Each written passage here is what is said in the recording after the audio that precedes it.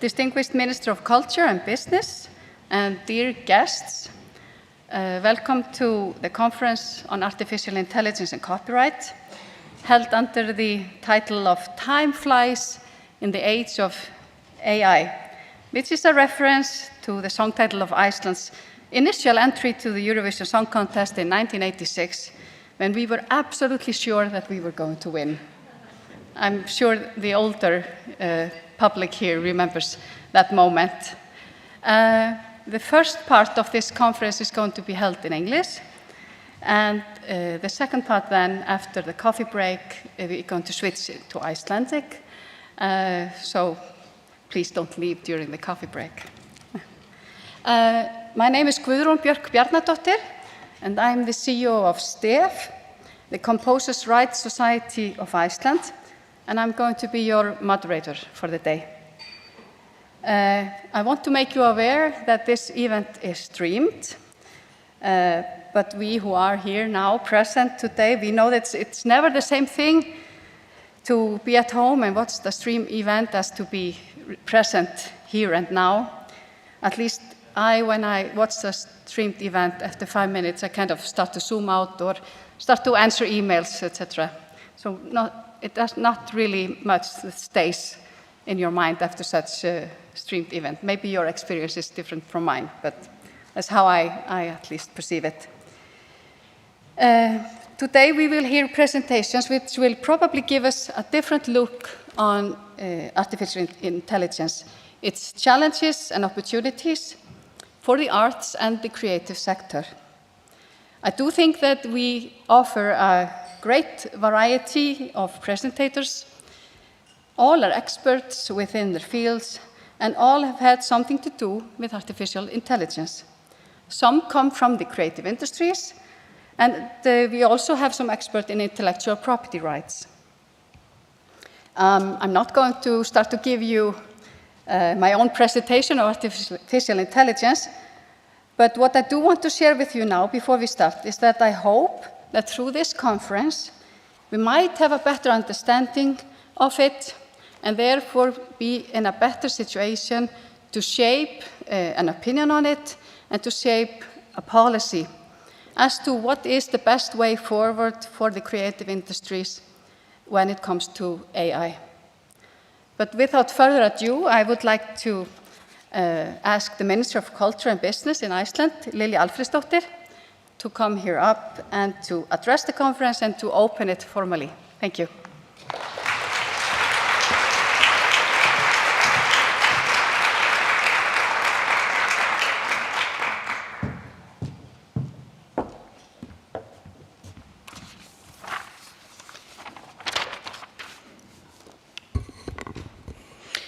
Dear guests, first of all, I would like to welcome our foreign guests to Iceland and to this very important conference. And I have to say that the agenda is very promising, and my ministry is very happy that this is being convened at this time, because one of the biggest questions today is the future of AI and how we're going to address it as societies. First of all, I would just like to, just as a reminder of where we are and think about Iceland in that context, is that for a small nation like Iceland, technology has transformed the way that we live our lives. In the beginning of the 20th century, about 80% of our labor force was in either fishery or agriculture, 80, A-O. And today we have about 8%. And what has really advanced and progressed Iceland is the use of technology, whether it is in fishery, agriculture, everywhere. But one of the things that I'm the most proud of as an Icelander is our creative industries. And that's not new that we have great writers, musicians, visual artists. It is basically what our culture is based on. One of the first export products was actually literature in the 13th century. If it wasn't for Snorri Sturluson and everyone that wrote the sagas, we wouldn't have Norse mythology or just these fantastic, what can I say, the fantastic background. And I think that it has really made us more appreciative of the written word, us Icelanders. So when we have this conference today, it's so important that we look into the copyrights. How will AI affect us? And are we maybe too naive about it? Or are we just, following and trying to take part of something that will enhance societies? And this is the question that we are asking ourselves today. I don't have a complete answer, but what I do know is that technology is here. And I think it's better to participate in it, but at the same time, be aware of, what will be lost and what will be gained. We are using AI today quite extensively. I mean, AI is basically, what we see on Facebook is something that AI and the algorithm have produced for us. Am I completely happy about that? Actually not, because I think there are certain things that I'm missing because of, how technology is feeding me. But that's something I just need to be aware of for myself, and I need to be critical on it. And I think that what I'm hoping that we will see here today is that, candid discussion on the pros and the cons. For us, as regards to regulation, Iceland is a member of the EEA, the European Economic Area. So a lot of the legislation that we take on as regards to this area comes from the EU. And as I understand it, we basically have 3 schools of thought as regards to AI today. We have to a certain extent, a laissez-faire school of thought, basically saying, it's just best to just have it all out there, and we need to see basically how it develops. Pretty much maybe how the US and the UK is assessing and approaching it. But I think that they will reconsider it to a certain extent. Then the EU is basically saying, we need to thoroughly look into the pros and cons and have already started to addressing copyrights and the AI models. And perhaps the third school is, that we will be there somewhere in between. And I think that's kind of the rational approach. When preparing for opening this conference, I read, of course, a little bit. Some people don't believe that we ministers read at all, but I actually did that. And there was a report by Secunda Capital on AI and in what direction it was heading towards. And I really liked the phrase of where they said that the AI, I'm going to look it up because I put it somewhere. They basically said that, here it is, that the AI technology was in its awkward teenage years. So a lot of growing up will happen in the future, and a parental intervention was needed. And I think that we are, to a certain extent, exactly at this point in time. And before I conclude, I just want to say to the organizers, I think it's fantastic that you're having all these distinguished speakers and also everyone here in the creative industries, that you are having this conference today. So good luck with the future of AI and the conference. Thank you very much.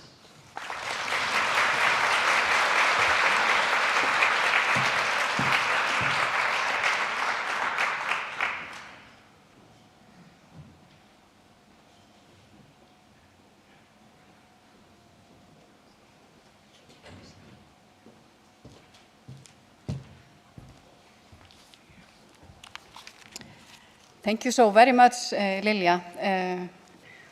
We are honored to have you here with us today, and so reassuring to see your interest in the topic and your vision for the creative industries in Iceland. We have 3 foreign speakers at this conference, and now it's time for the first of them. We have Dr. Andrés Guatamus. I hope I'm pronouncing it right. He is originally from Costa Rica, but is a British citizen now. He is a reader in intellectual property law at the University of Sussex in England, and the editor-in-chief of the Journal of World Intellectual Property. His main research areas are on artificial intelligence and copyright, open licensing, cryptocurrencies, and smart contracts.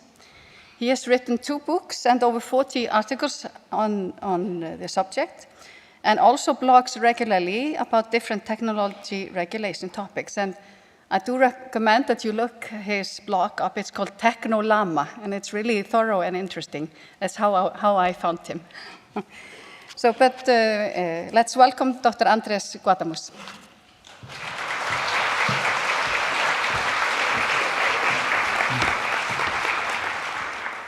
All right, thank you very much.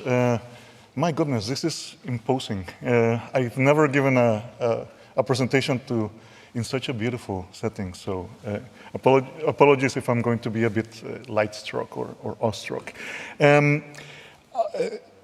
The presentation is called Do Androids Dream of Electric Copyright? This is obviously a play on those of you who have read Philip K. Dick, Do Androids Dream of Electric Sheep? This is actually composed of roughly 2 papers. The second paper is called A Scanner Darkly, so continuing with the Philip K. Dick theme. That probably there may be 3 or 4 people who get all of the jokes on this.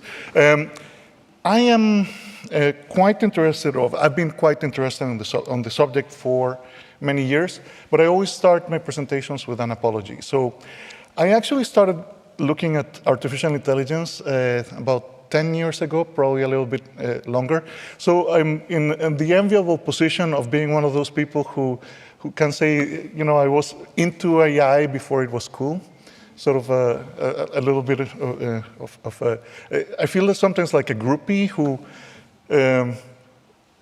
was like the first fan of something, and I was really, really into it, and then everyone became fans of the same band, and now it's become mainstream. The apology is a little bit that I'm going to start assuming a little bit of knowledge on copyright. I'll try to elaborate a little bit if I'm going to be very technical, but the idea is to give a broad introduction on the subject. So without wasting any more time, there are different, and I wanted to start with this because it's very important to think about the context of where we are. In the context of, let's say, different areas of technology regulation, internet regulation specifically, I would say that we have seen 3 main eras, and we are starting to see the 4th one. The first one, the early internet, the early web, where the exploration was about the liability of internet service providers. If you're an internet service provider, people were getting sued all the time. So the idea is you're using your network to share copyright materials, so we're going to sue you. Eventually, this was settled after 4 or 5 years of litigation with the rules on ISP liability. We decided, okay, ISP, the internet is a very, very good thing. We don't want to stop this development, so we came up with some rules. We have copyright, but we are also going to give some immunity to intermediaries. The second one was file sharing, Napster, your Groksters, LimeWire, and all of those things. A lot of this was also subject to large amount of litigation, and eventually these services were destroyed, the legal part of them, but still in many ways exist. So I want you to keep that in mind, potentially for the future. Litigation, again, took about 4 to 5 years. And it shaped the industries that we have, the creative industries that we have. Then eventually we had a little bit of an era of user-generated content in which we users could upload things to social media. The next battle was whether the platforms, the providers of services, not the internet service providers, but the platforms themselves, were liable for the content that we were uploading. And that sort of ended up in a bit of a Cold War, you could say, that eventually we recognize that creative industries have to be protected, but also we don't want to sue the platforms out of existence. So sort of a Cold War ensued. The new fight that we have is the liability of AI trainers and users. Are you infringing copyright if you're training with copyright materials? Possibly the answer is yes.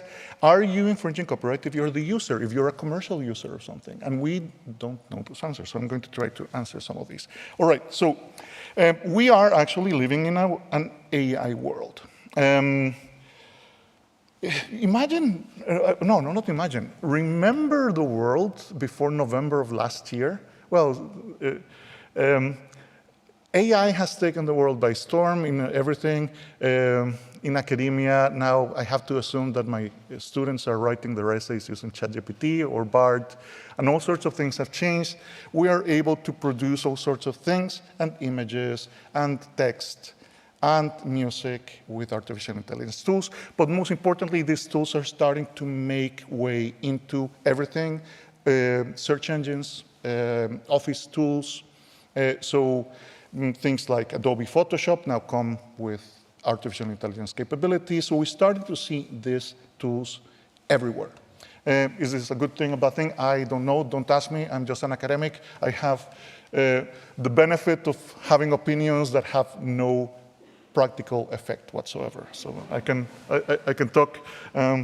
My dream is to someday, if the machines do not kill us, to retire in a beach in Costa Rica. So what's happening is all of these things are accelerating, but also importantly, and it's something that I keep stressing, all of the litigation that we're going to see, and I'll touch briefly on this, all of this could be decided tomorrow. You could lose OpenAI, Meta, Google could cease to exist tomorrow, and this revolution will continue. Mostly because a lot of these tools are now open source. They're available on the internet, and I don't think that they can be taken down.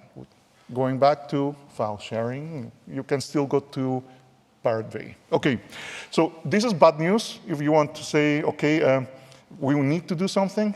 So I'm going to tell you maybe there are things that we can do. But the most important thing that you have to remember, and I think if you don't take anything else from this talk, is that this is happening. This happened already. All of these models are trained, and they're not going to be untrained.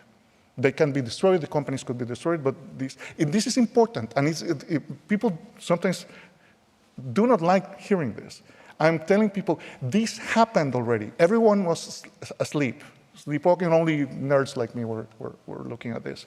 But this already happened. So what we need to do is, let's say the genie, negotiate the wishes with the genie. The genie is out of the bottle. But of course, if you know all of the stories about genies, there's always, the genie always wins.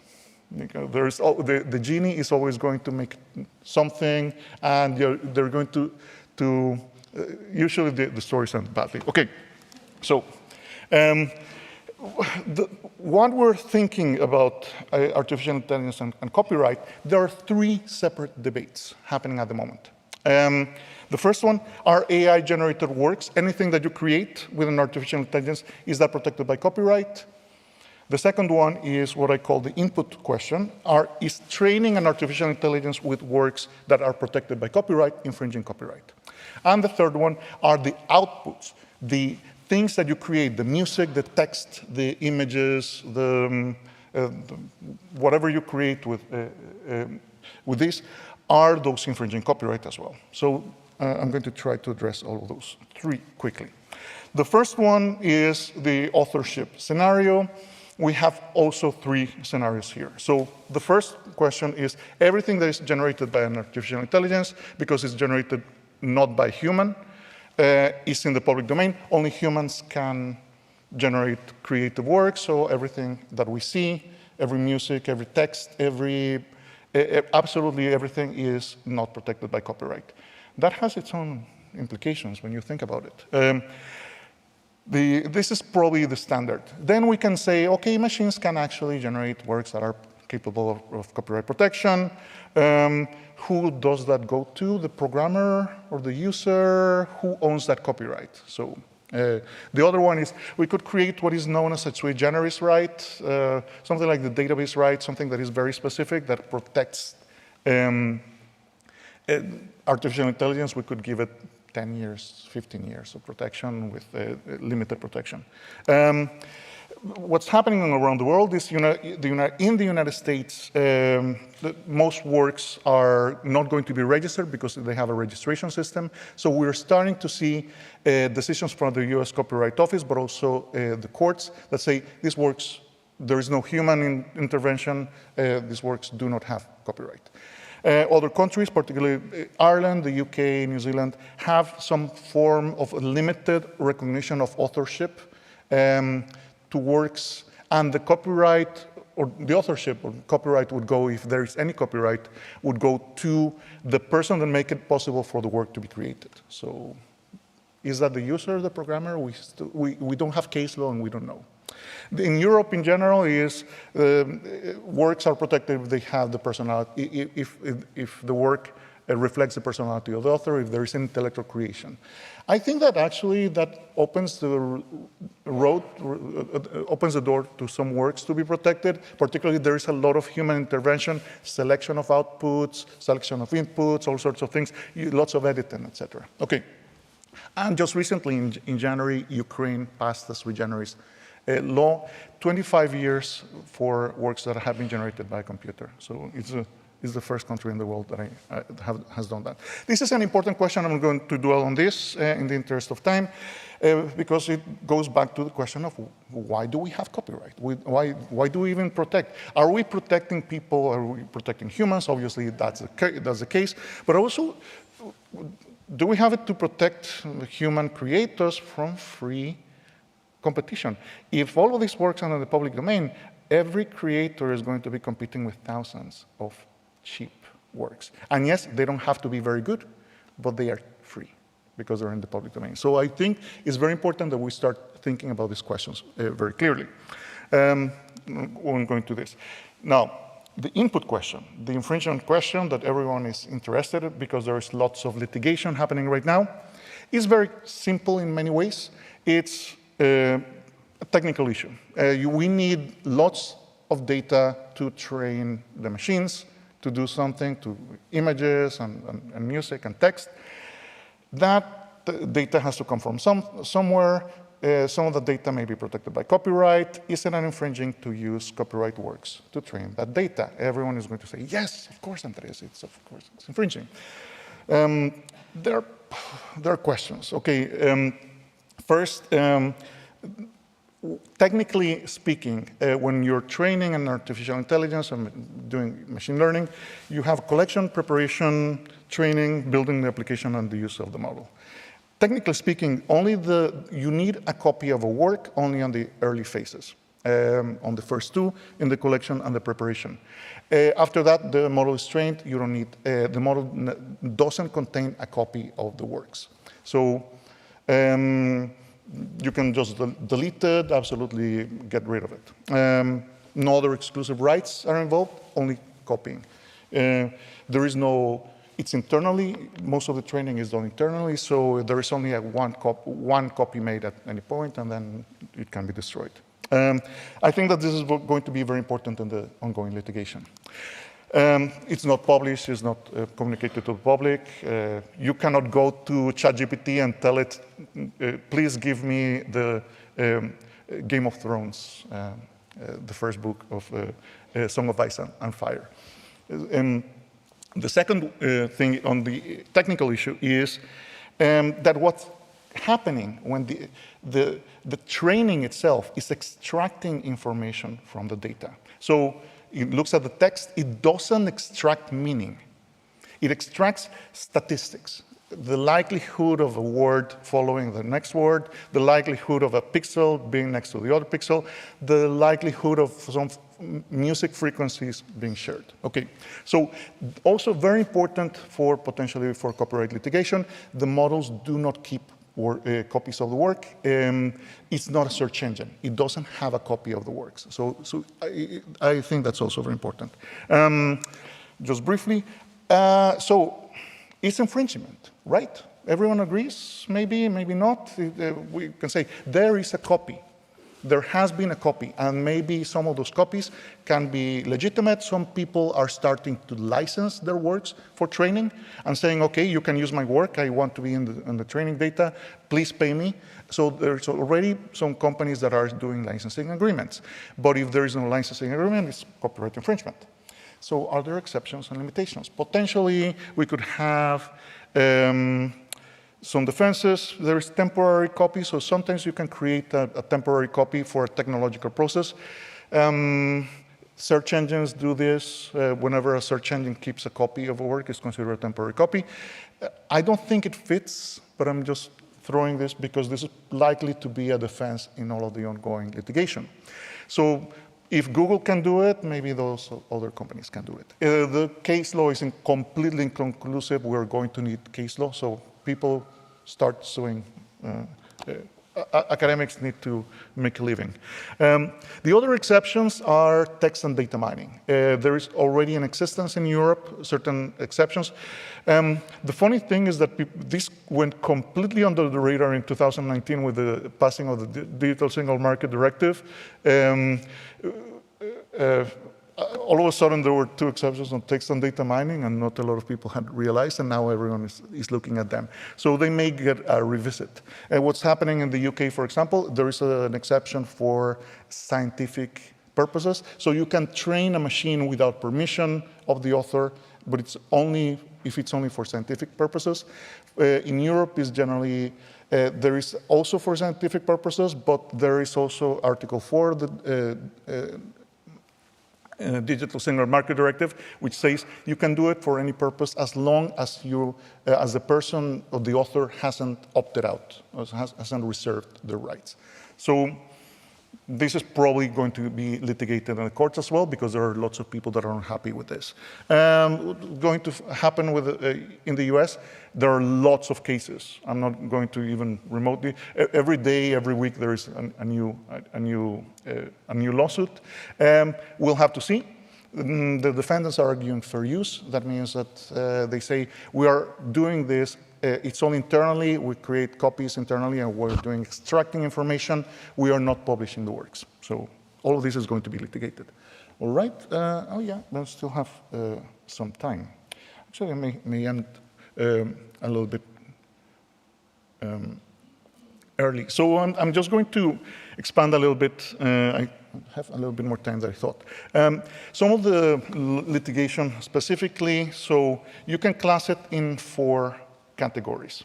The litigation that involves code, this is the earliest litigation, was filed by programmers against Copilot, and it's for code. So Copilot is an application that you can use to write code. I'm not a coder, but I've heard it's fantastic. And it was trained with large amounts of code from GitHub, which is an open source repository. So this is under litigation right now. Some claims have been dismissed, but some have passed, and I think that could be an interesting one. Then there is the artists. Some artists are suing for copyright infringement, and that is also ongoing. They're saying, oh, our images or paintings were used for training the data, and we did not approve. So that is also ongoing. Get the images. I think there are 2 serious ones that I think are potentially going to go all the way.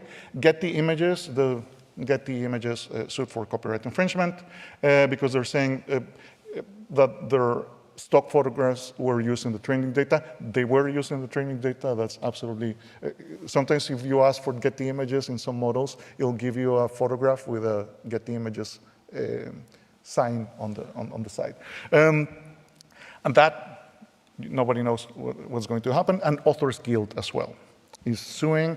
And that, I think, has the potential to be defining, and it's probably going to go all the way to the US Supreme Court because the parties are probably not going to negotiate. Okay, so quickly, the output question. So I've dealt with the input question. So what happens with the outputs?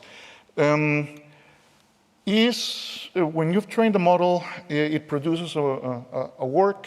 Is that output, is that image or text that you're producing, is that infringing copyright? That is the other question.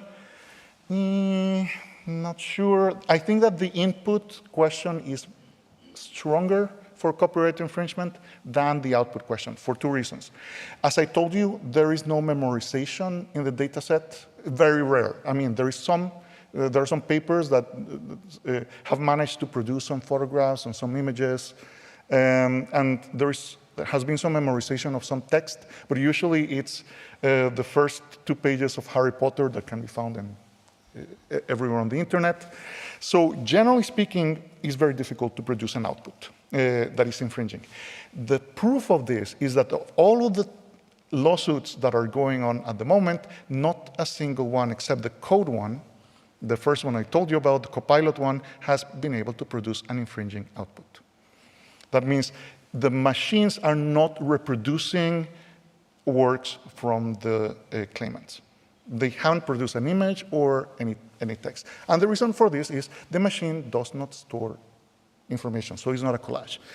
You can get an image, for example, you all recognize this image, I guess, which is the Afghan girl, but it's not really, is it infringing? Is it not infringing? I don't know.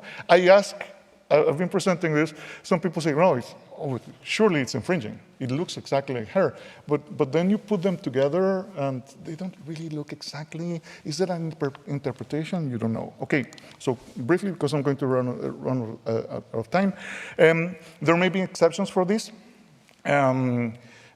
Parody's poor relative is called pastiche.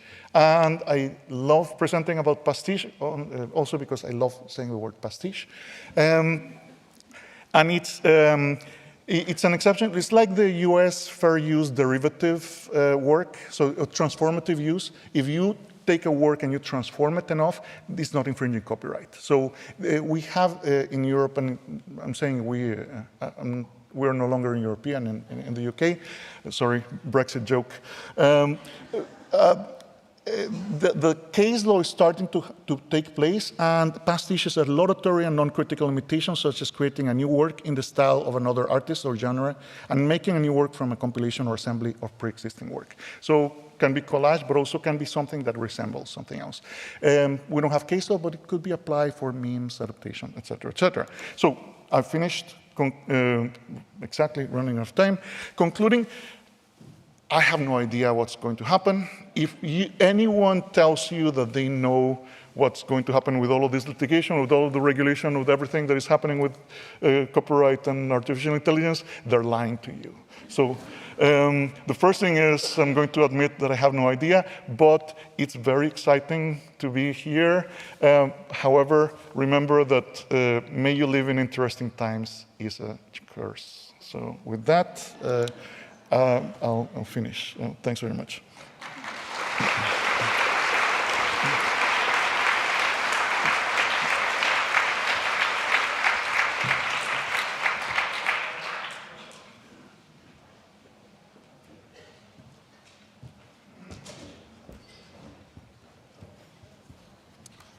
Thank you so much, Dr.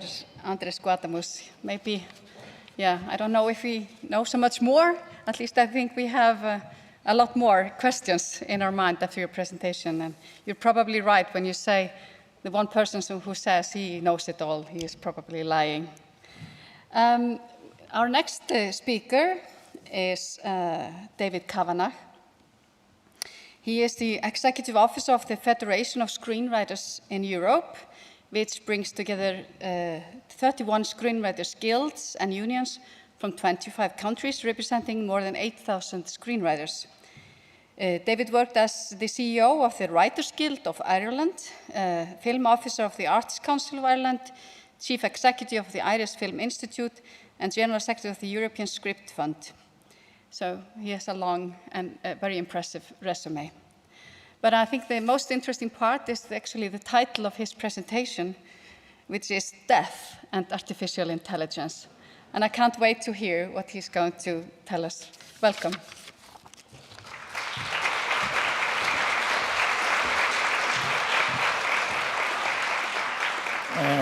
Thank you very much. I'm delighted to be here, even though I'm facing a particular difficulty that I'm squeezed in between one of the world's leading experts on intellectual property, Andres, as you just heard, and I would consider myself to be someone who knows quite a lot about the Artificial Intelligence Act in the European Union and the Copyright Directive and the conflicts between the two. But unfortunately, the speaker who comes immediately afterwards, Burak Özkan, knows a great deal more than I do. So I'm slightly stuck as to where I should go with this. So naturally, you won't be surprised to hear that I was thinking about death. This is the Federation of Screenwriters in Europe, just to let you know. And you may see in the top left corner that my good friends, the Icelandic screenwriters, are also involved in FSE. I'm going to take a very different approach from Andres. Because I want to come at this from the perspective of working professional artists. That's where my starting point. And even though it seems a little bit odd, I want to start with the sagas, with Egil's saga. I found a translation of this in English. Some of the words are a little bit odd. Harsh was the rift that the wave hewed in the wall of my father's kin. And frankly, without going into too much into a personal story, when I read that, it actually meant something to me in my own personal life. I lost members of my family recently. They weren't people I was very close to. But I found this idea of the breaking of the kin wall something really touching, and it meant something to me quite significant. But thinking about dead sons, I also thought about Friedrich Ruckert, the German poet, who wrote in 1833 about his two children who died of scarlet fever. He didn't publish the poems until 1871, and then Mahler composed the Kindertotenlieder, which some of you may know. And here's a small clip by Kathleen Ferrier.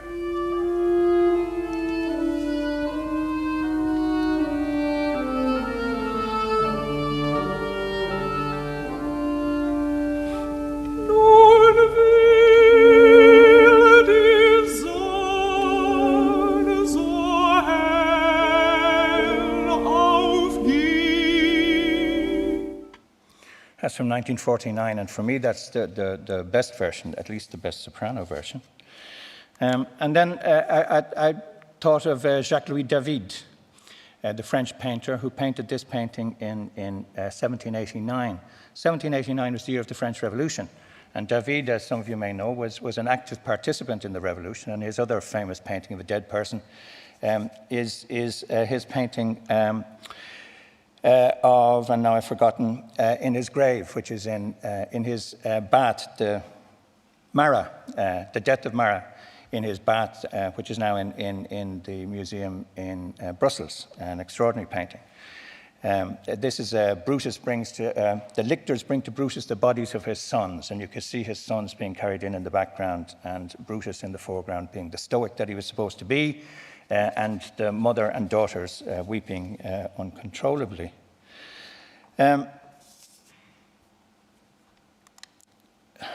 Here's Holbein. Or have we got that Holbein? I haven't. Here's Charlotte Bronte, and I put in Charlotte Bronte because I had to have a woman in, and she takes a very different approach.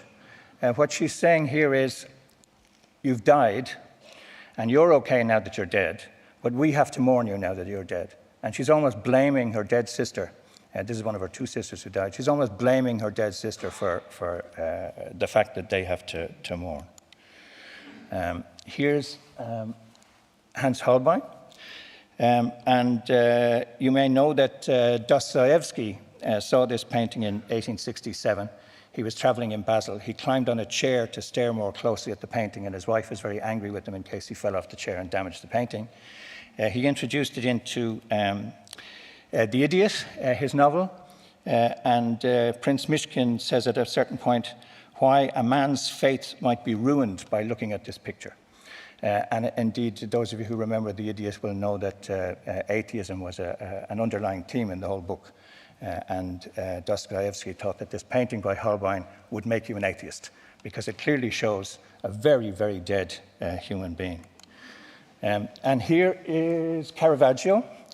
There's a connection here between the two. There are two bodies that were rejected precisely because they were dead.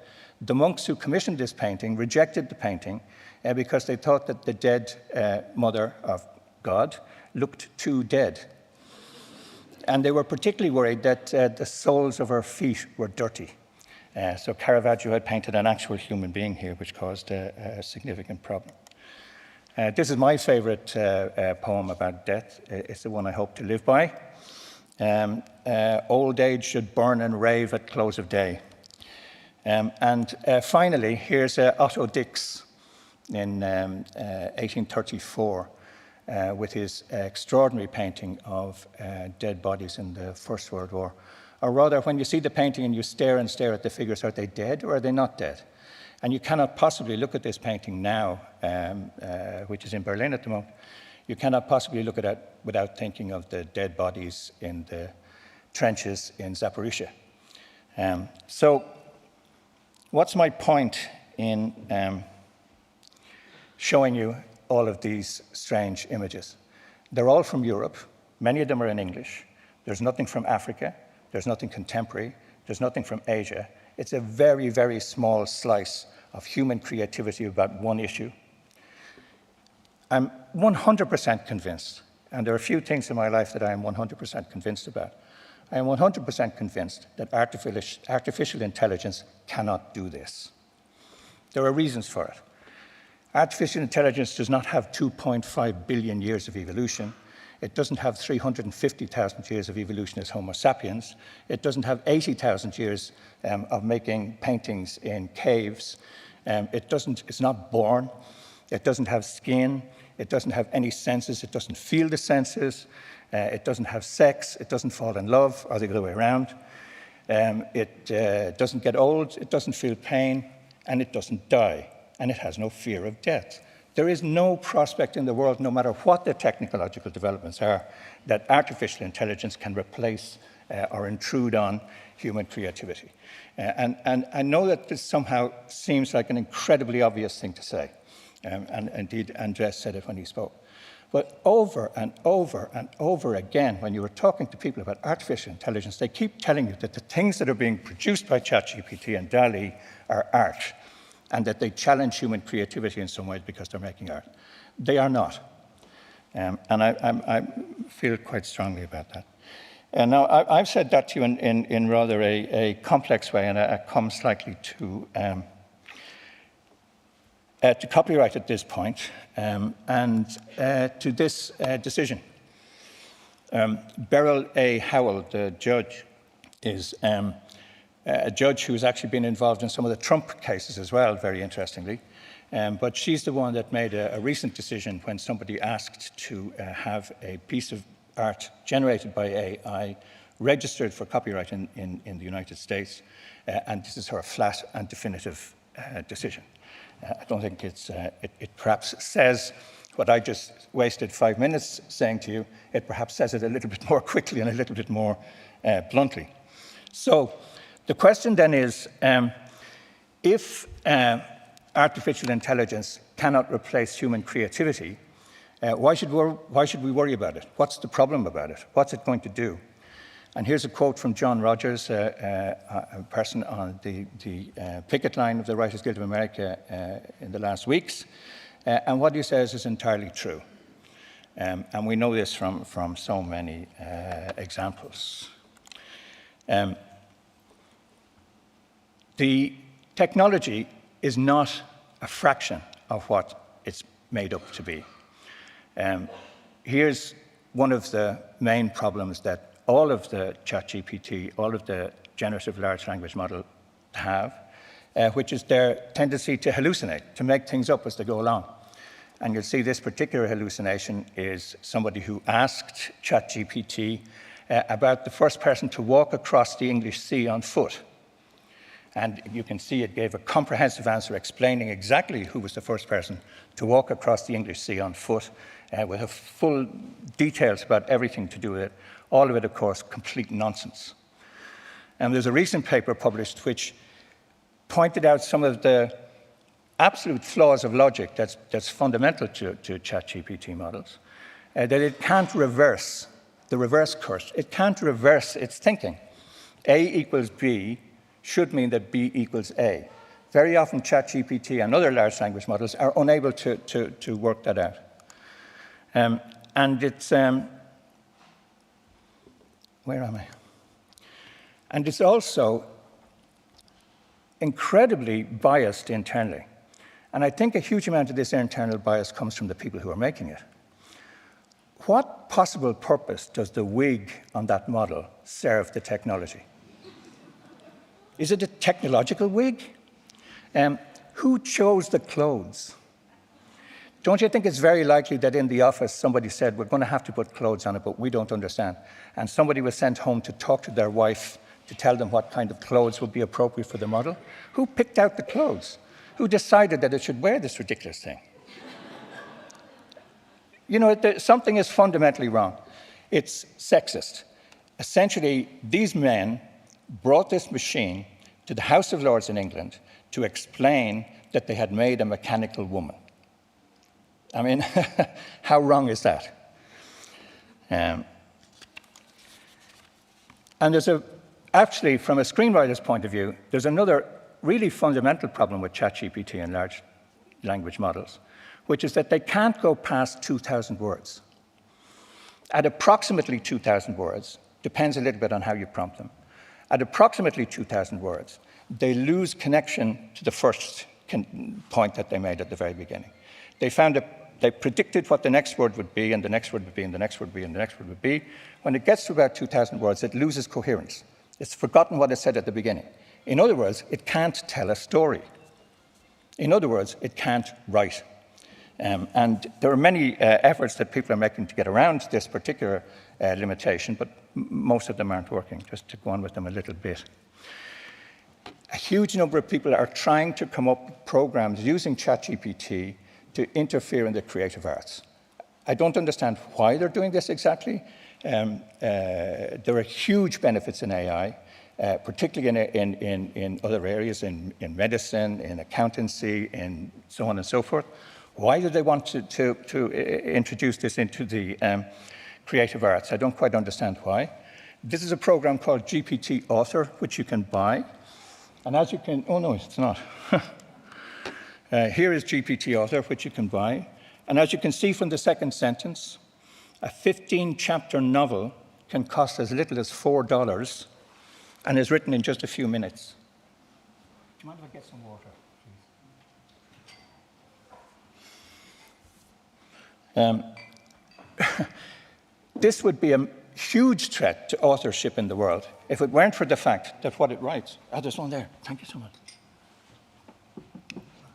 would be a huge threat to writers if it weren't for the fact that what it writes for $4 in a few minutes is complete rubbish that nobody in their right mind would want to.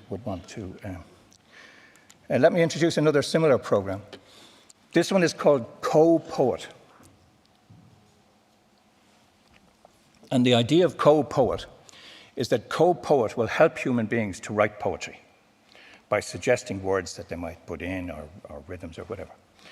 And let me just show you a little bit of the paper that was written to explain this. I'm nearly there, just a couple more. There we are. Don't you think that the people who spent all that time writing that might have been better off writing poetry?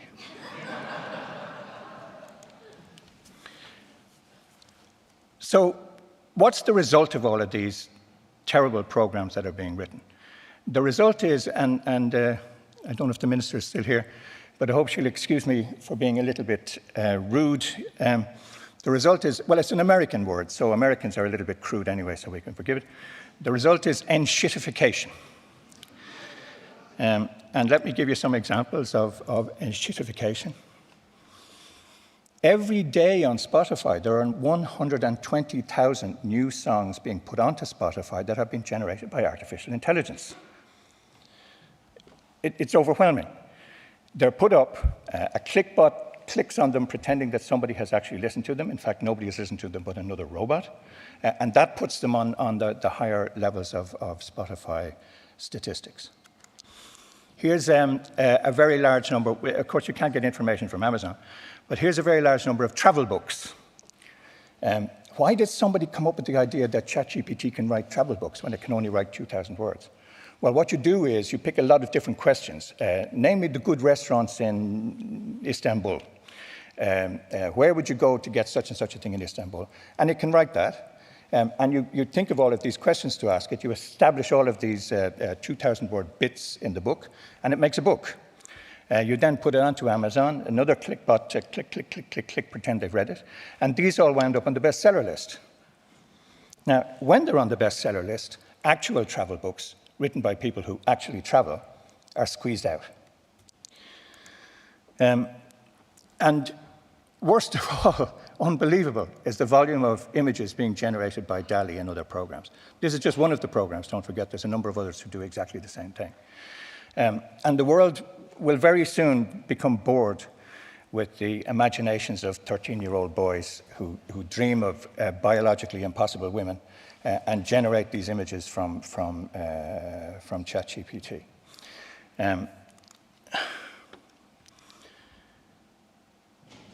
I'm not for one moment saying that technology can be reversed. I'm not for one moment saying that it's bad. I'm not for one moment disagreeing with the minister and with Andres that it now exists. I am saying as clearly as I can that the impact of artificial intelligence in other sectors of life will perhaps be positive. The impact of artificial intelligence in the arts, in human culture, will almost inevitably and almost entirely be negative and problematic.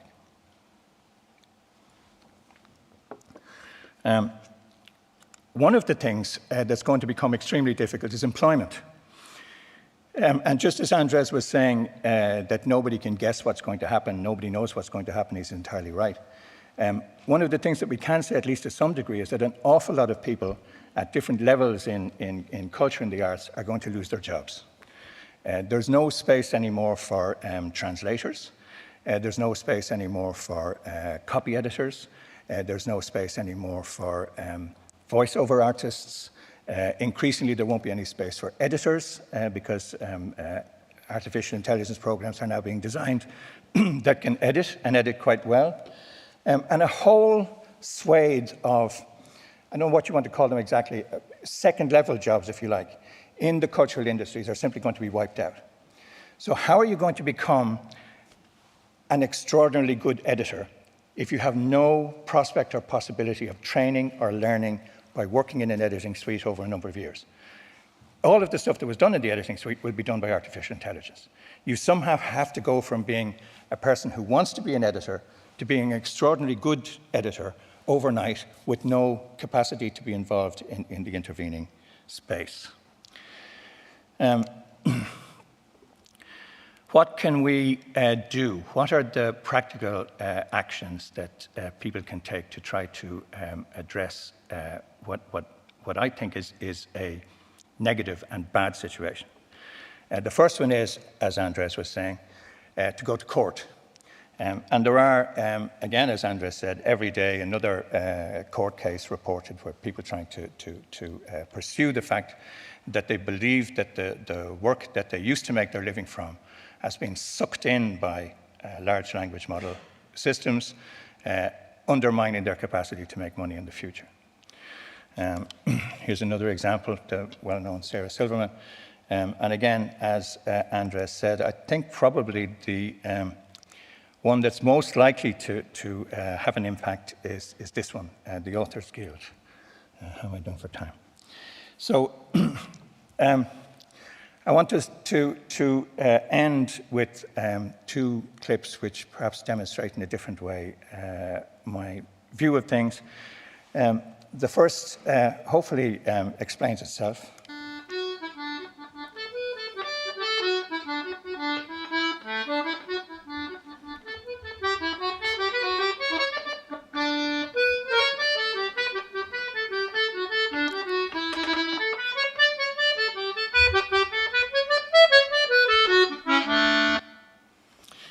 And I hope you won't mind, as an Irish person, if I finish on this one.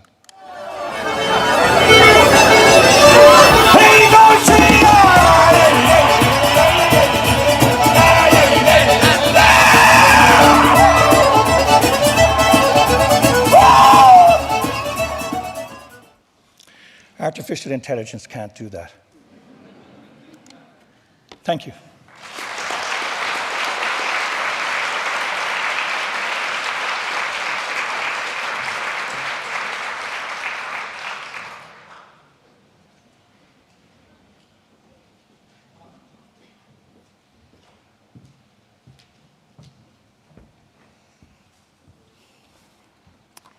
Thank you so much, David Kavanagh. I'm not sure if we should just cry after such a presentation. At least it has drawn up a kind of distant future for us, and the title of his presentation was probably right, Death and AI. But hopefully the next presenter is going to tell us a little bit about what are actually regulators trying to do about this situation, and I hope he has some answer for us so that we can hope again. But our next presenter is Burek Özken. He is the General Counsel at GSAC, which through its 32 members represent more than 1 million creators in the EU EA area in the process of European law and policy making. Before joining GSAC, Burek was legal and policy counsel to EMI Music Publishing, and also advised several industry organizations on the creative sector. Let's welcome Mr. Burek.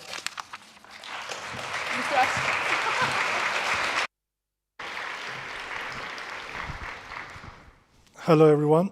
Thank you for this invitation and thank you for this great interest. I need a lot of apologies, I think, after two outstanding presentations. Mine will be not like that. Not will be that interesting, so that's why I chose to have this microphone here so I can move instead of making it a little bit more interesting on the slides. So GSAC is the organization that represents author societies in Europe. We have 32 members, more than 1 million creators are represented, and Steph is our member in Iceland. They are called author societies and collective management organizations.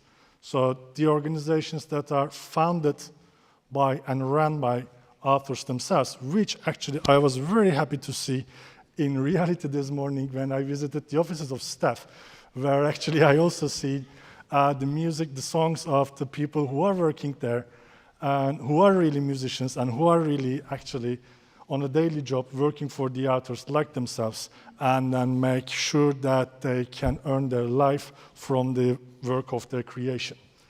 So I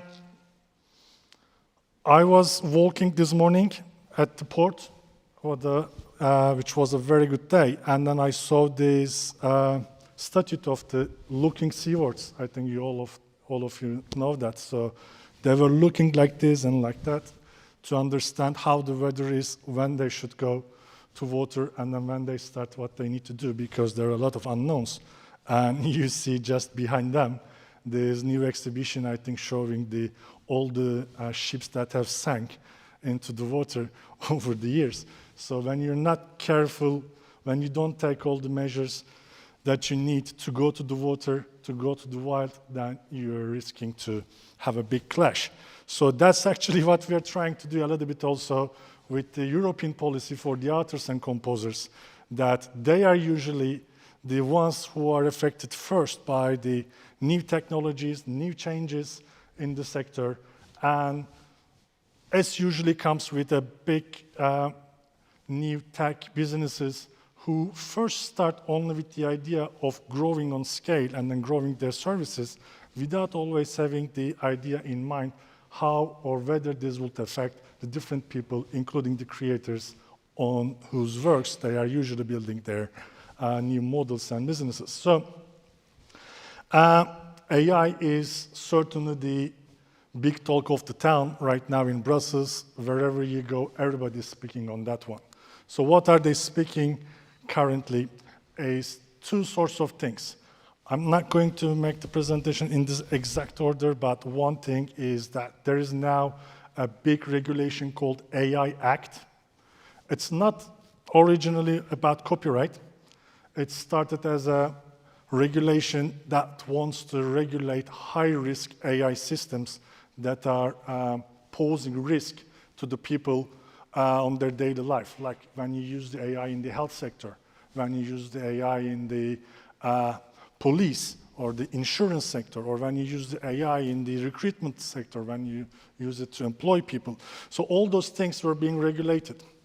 And then last year, with the big boom of ChatGPT in October, November, everybody started to speak only about that. And then a new provision in one of the versions of this text adopted by the European Parliament included a new provision that regulates these foundation models. So these foundation models, you may know, you might not know them. So these are the systems that are actually using generative AI technologies and then generating output for certain areas or for a general purpose. So it is the technology, and then the European Parliament has required certain obligations on them regarding their transparency and their operation as well. So I will speak a little bit on that one. So this is one part of the big debate. And then these foundation models obviously usually work with text, images, audio, and audiovisual content. So it also included specific copyright-related provisions for the transparency of these foundation models. And one thing is all this that is related to how these AI companies function in general. And the other part is the substantive copyright law that Andres talked about it a little bit and that David talked about it a little bit too. So what do we do with the input? So the questions on the use of the works of the creators for the machine learning purposes. How do we allow it?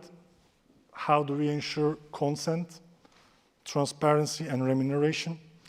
And what happens with the output? So a new work, a new content is generated by using all the existing works of the creators, including the personal data, voices, and all the different elements of a creator, or actually even the people who are always posting content to the internet.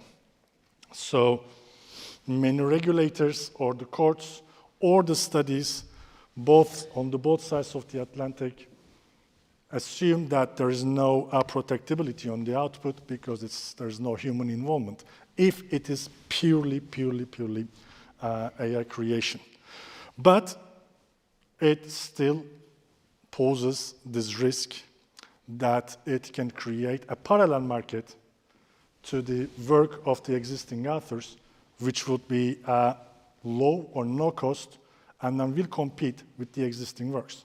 As David also mentioned, that many people will be using these machines instead of working with the authors. Many services will use this type of works instead of the works of the authors at the same time. So how are we going to deal with those things? So when it comes to part on the input, there is this TDM, this text and data mining exception, and the operations of these generative AI technologies. So it's a little bit a strange sentence that I put here. Generative AI creates content through these foundation models that I mentioned that are built on machine learning that uses text and data mining technique of the content that has been scraped from the entire internet and any other sources. So how do we deal with this? EU Copyright Directive in 2019 provided an exception for text and data mining. So when you look for the first sentence, text and data mining is there in a quite big picture of an activity that actually allows content to be generated by an AI system. So this EU law provides an exception to copyright, says that you can use the works freely, unless it says this right is specifically reserved by the right holder. So the first question that comes to the mind, obviously, is, does the TDM exception, this exception given for this part of the technology, cover the full process of generative AI? TDM is, as Andreas also mentioned, the activity that tries to analyze huge amount of content and then creates patterns from that in order to build a foundation model or model, a generative AI model. So that part requires content, a database. It needs to analyze and then find out what data in that database is relevant. It should work on that and then create the patterns, and then from that a model that will then actually work as creating the generating the final output. So everybody, as Andreas mentioned, that nobody was aware of that, what could have been the situation with the AI, generative AI at the time that the TDM exception was adopted. Because it was adopted in a way a little bit as an extension of the existing TDM activity that is undertaken by the universities in the research institutes for scientific activity of text and data mining to analyze big data and then to help the research. So it extended to the private sector with that objective in mind. But of course, it's broad enough that you can now also interpret or can try whether they are actually covering all activity of generative AI as well. So this is to be seen, probably again through sets of court proceedings and rulings, and what exact scope of this TDM exception is, whether it also covers the entire scraping of the content. There are right holders saying different things about that, especially in the visual art sector, or whose works can just be seen by the machine and then can be understood immediately. They think that this type of interpretation to cover the entire activity would go too far and beyond the objective of the exception. On the other hand, it's there now, and many of the generative AI companies are relying on this exception, doing exactly what is feared, and you need to take some actions, whatever you think about its scope, and then you need to take the necessary measures to actually make sure, ensure this consent, transparency, and remuneration. So as someone once said, that when there is a big storm coming, some people are building shelters, the others are building windmills. So you need to also try to find the way how you can try and make sure that you can facilitate this consent and remuneration for the creators in a developing technology that is poised to grow and then only become bigger and bigger in the future. So what do we have now to do that? The law provides the possibility of reservation of the rights and gives some elements on the expression of this reservation. It says that if you express appropriately that you reserve these rights, then it's not subject to exception. And then it says this expression needs to be machine readable, and including also on the web, information on the website, terms of use, or it can be also through metadata and specific protocols. And how to do this is, as I said, first of all, the implementation of this expression and cooperation for the implementation. You need to find the ways, actually, that you can effectively express your reservation to say that you actually own the right. So this goes a little bit different than the whole copyright regime. So here, first, you need to say that I'm reserving my right. I'm saying that nobody can use this in order to restore your right so that you can have the right again. And then afterwards, you need to build the system if you want, or if you want to allow or generate revenues from that, that the systems how to allow this. Obviously, for the author societies, the collective management organizations, they are not to build to stop the usages.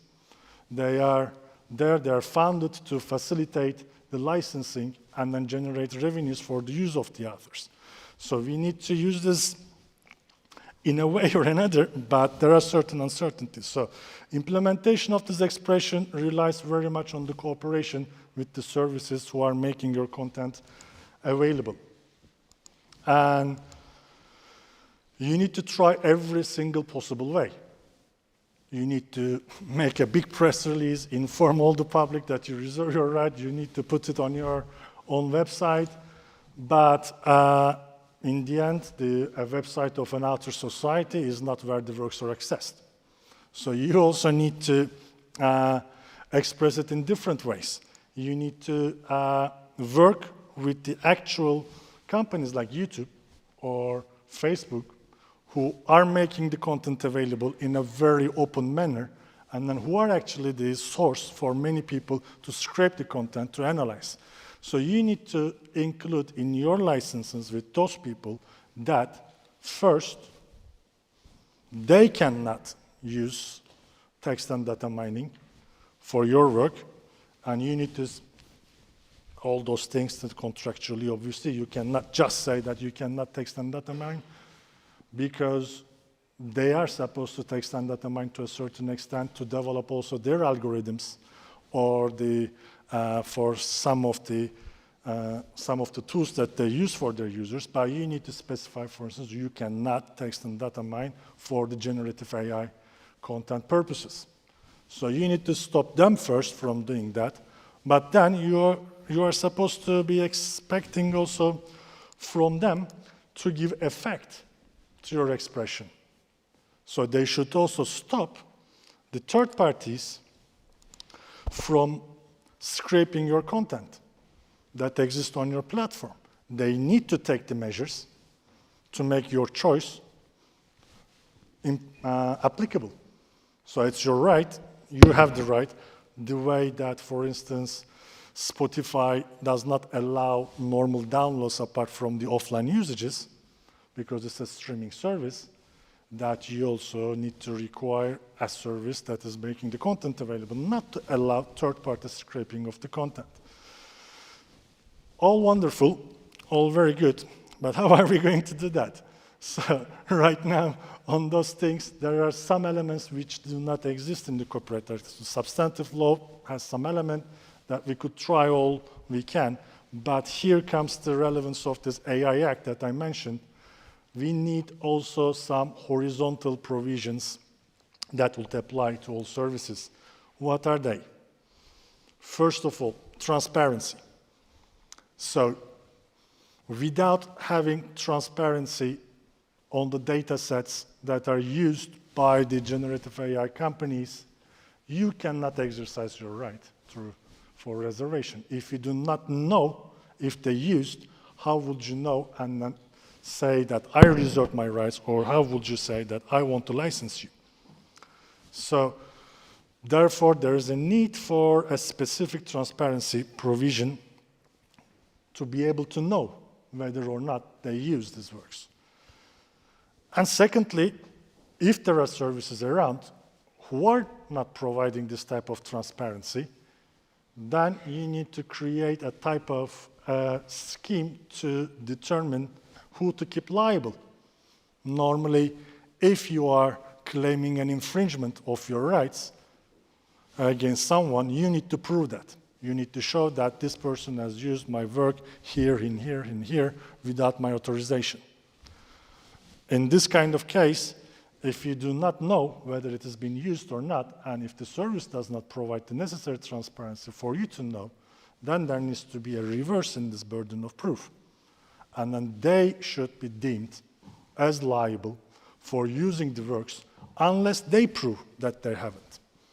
So this would give you the possibility to put them on the table and then to actually start to talk and negotiate on something. And thirdly, and importantly, is the aspect of the extraterritoriality. How to avoid the circumvention of these rules. So you might have a rule on transparency, and the service gives this transparency to you to show that I worked this works, but all I have done was using these works in the training and development phase of my foundation model, which took place in Japan under the very wide commercial TDM exception, or in the US, which might fall under the fair use, or in a country, I don't know, like Russia or Iran, where you are not able to enforce your rights at all.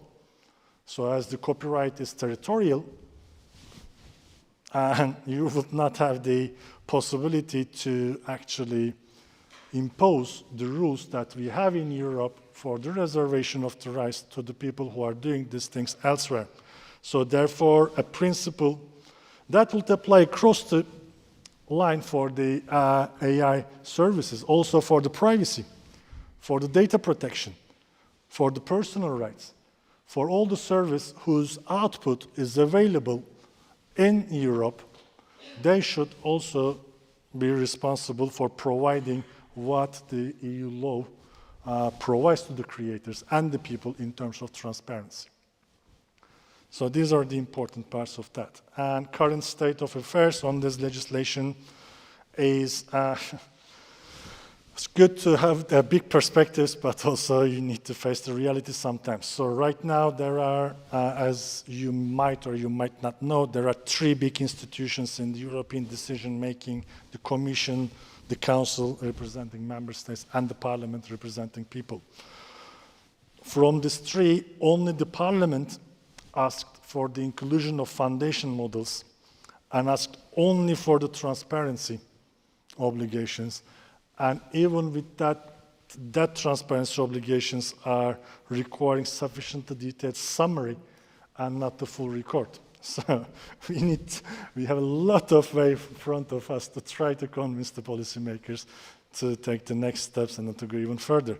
And currently there are a little bit pushback from member states actually to even delete any obligations on foundation models in this legislation. So the issues related to that are a little bit the EU's global competitiveness in the market of the generative AI, and the aim, the wish, the perspective to have the, I don't know, a French or German or another European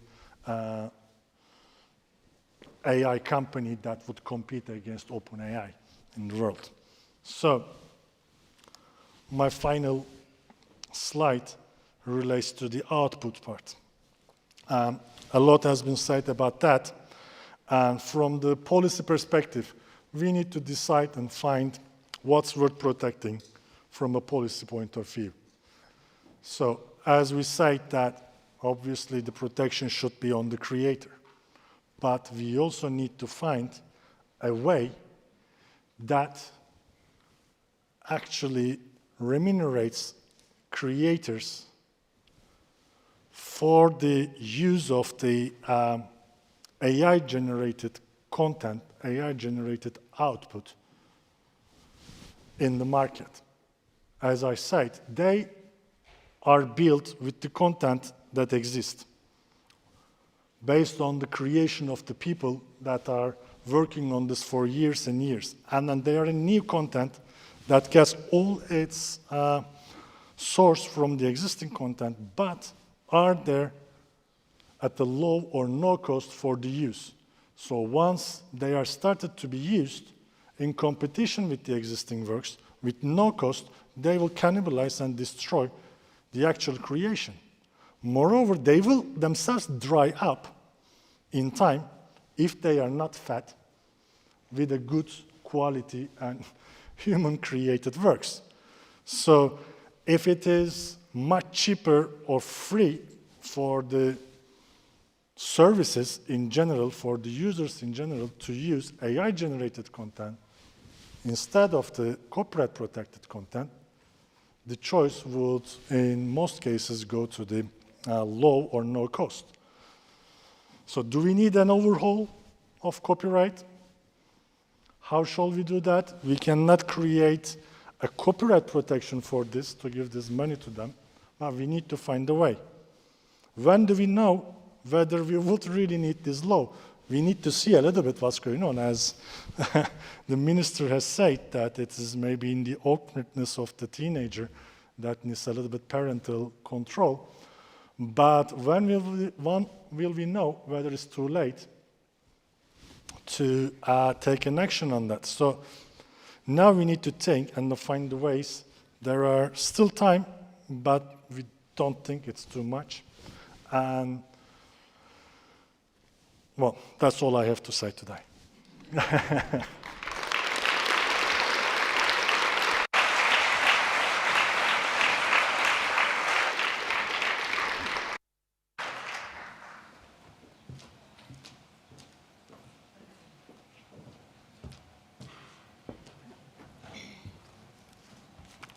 Thank you so very much, Burek Özkan. As we are dividing this conference in two parts, in English and then in Icelandic, you're not going to have those distinguished foreign speakers sit here throughout the day and listen to us. So we are going to offer you now a few minutes to ask them some questions before they actually leave us. You might see them again in the afternoon during refreshments, so there's maybe possibility for you to bump into them and ask them in more private. But we encourage you now to actually, if you have any questions that you want to aim towards them, to let us know. And we have Vera here, Sveinbjarnardóttir, the CEO of Myndstef, with microphone ready to run to you if you raise your hand. Last chance. Yes, there is one question here. And it would be good if you introduce yourself first.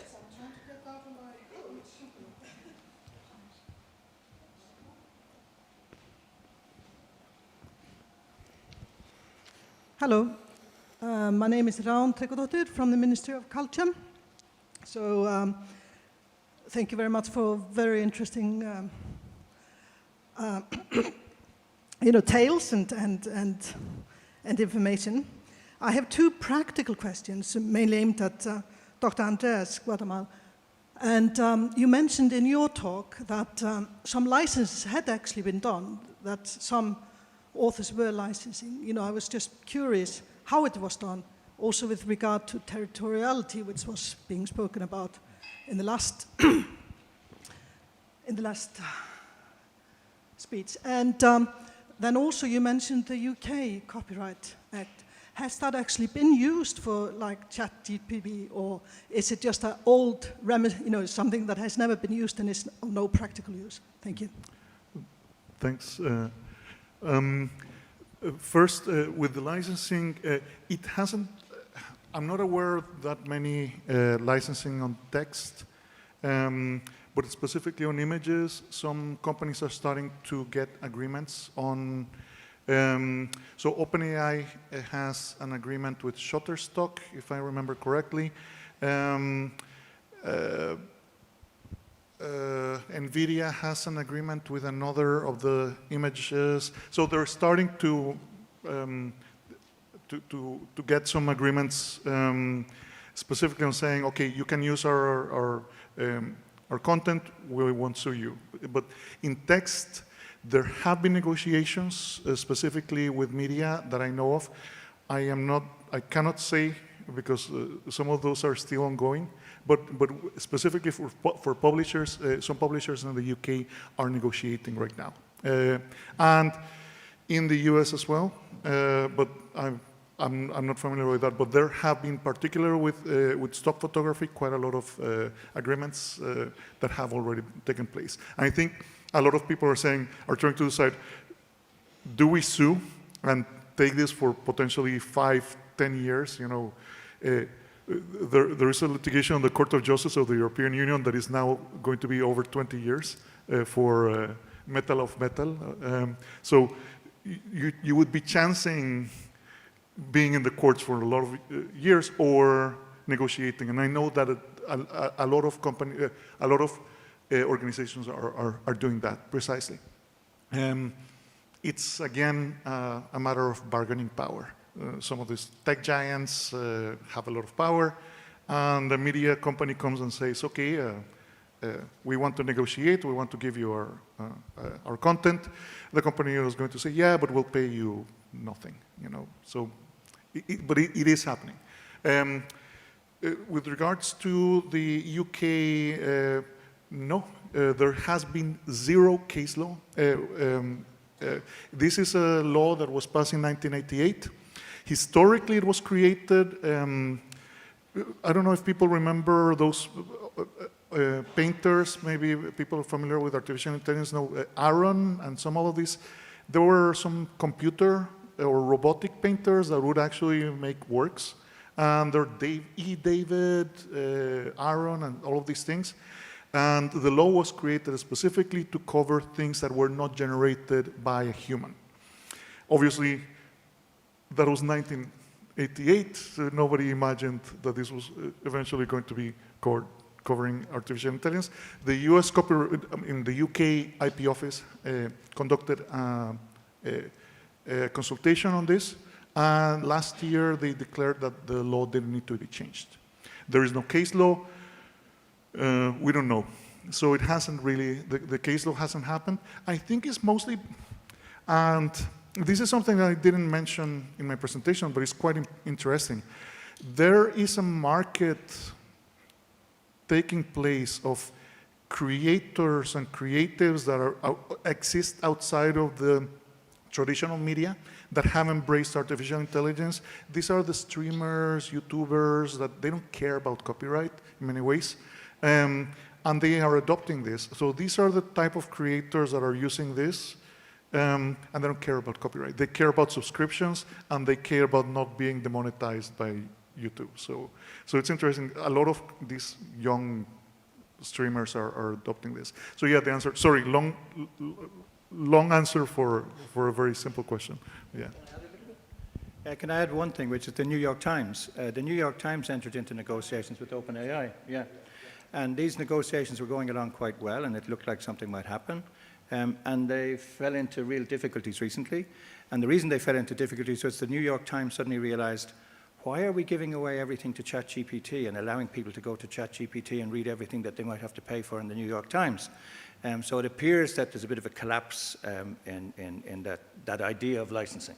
On images, you can see why people would license. But on contemporary text, news, and so on and so forth, why would you license?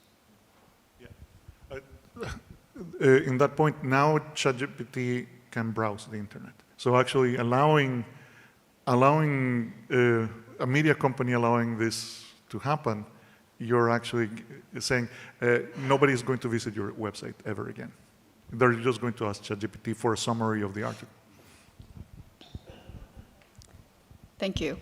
Are there any more questions from the audience for these three wise men that we have here? Yes, there's one question there.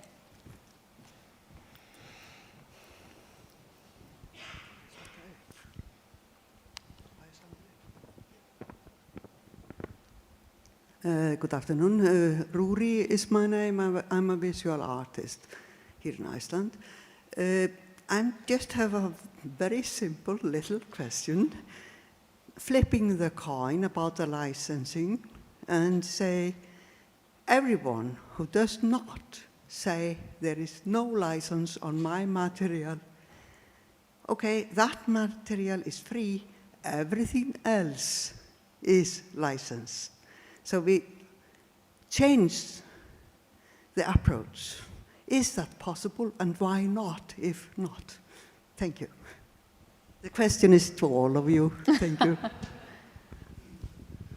Yes, I think that was a little bit the change that was made with this last copyright directive that created this TDM exception, and which is now considered as covering everything. Question mark on that, of course, but the idea normally with the rights of the author is an exclusive right. Exclusive right means that you have the right to prohibit or authorize. So you can say people, if they are using your works without authorization, that you stop it, and then for those who want to use it, that you give the authorization under the conditions. And then there are exceptions to copyright, which allows people to use the work without this authorization or without being under the prohibition threat by the right holders. You do it for instance, private copying in certain cases, for some educational research purposes, and a couple of other things. So, and then they created this text and data mining exception. They said there's one text and data mining for research, for the research institutes, universities, but also another one that is broader for commercial uses. And then they said, there is this exception, but we don't want to give away everything just like that. And then they created this system of reservation of the rights. They said, exception is applicable unless it is reserved, the right is reserved by the right holder. So it has been a kind of the reverse of the copyright protection, as you might see, that from first the need to authorization to actually first to express, actually first an exception and then the protection. But it's the new structure that is like that, and the issue with that is obviously that you need to give effect to this reservation for the authors. They need to be able to express that. And in the case of authorization, that you need to also be able to give the authorization with confidence.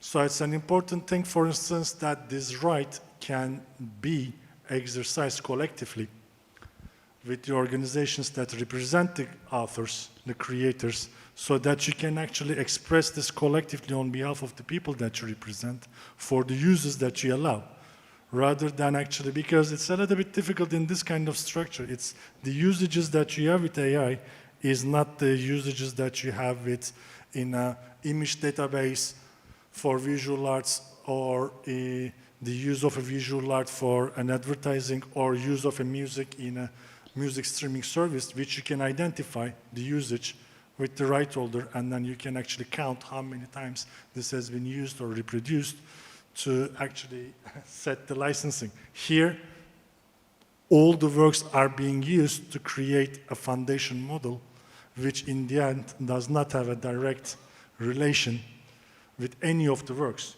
So it doesn't have an actual usage of the work that you can count, but it's much more the value of the right in this work that is to be used by the service that you need to license. So one author from the entire repertoire saying that I don't want it to be used does not change so much the situation for the service, because it's already using the other 100 million works, and then it can say, okay, I'm not going to use this one, but will continue to use the others. So this is actually a little bit also the reason why a collective authorization and generation of revenues from the usage is a way to make sure this type of content generation still creates value for the creators. Hopefully answers your question. Can I add to that? And honestly, I promise you, I'm normally an optimistic person, but unfortunately in this one, I'm entirely pessimistic. I agree with everything that Burak says about how this should work. But getting from where we are now to making a system like that actually work will take a decade, certainly a number of years.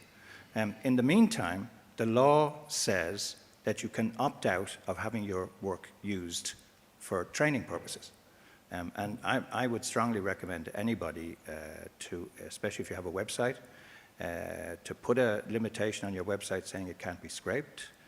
Even if you have something in physical form, to write on it that it can't be scraped. If you have terms and conditions on your website, put in the terms and conditions that it can't be scraped. Will anybody actually see this? Will anybody actually pay any attention to it? Probably not. But at least it messes up the system a little bit. And I think messing up the system will be important in trying to persuade people that it should be changed in the future. So I would strongly encourage anybody who has intellectual property to do whatever you can to try to protect it. And that means putting on a limitation, even if you know that limitation is unlikely to be respected. Thank you. I think this is a very good advice from David Kavanagh. We might have time for one last question, if there's someone burning. Yes, there's one question here in the back.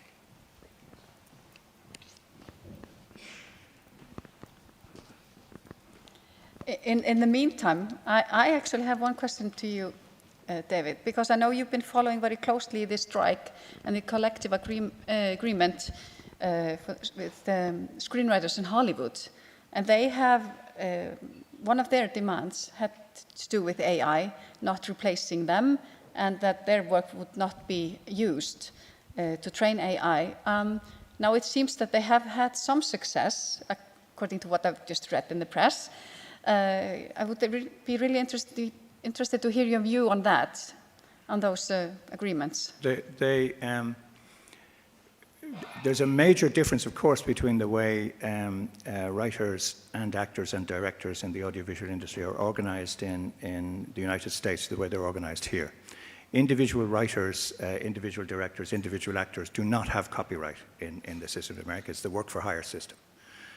But because it's work for hire, the implication is that they're kind of employees. And if they're kind of employees, then they have the normal rights that employees in America would have, including the right to strike.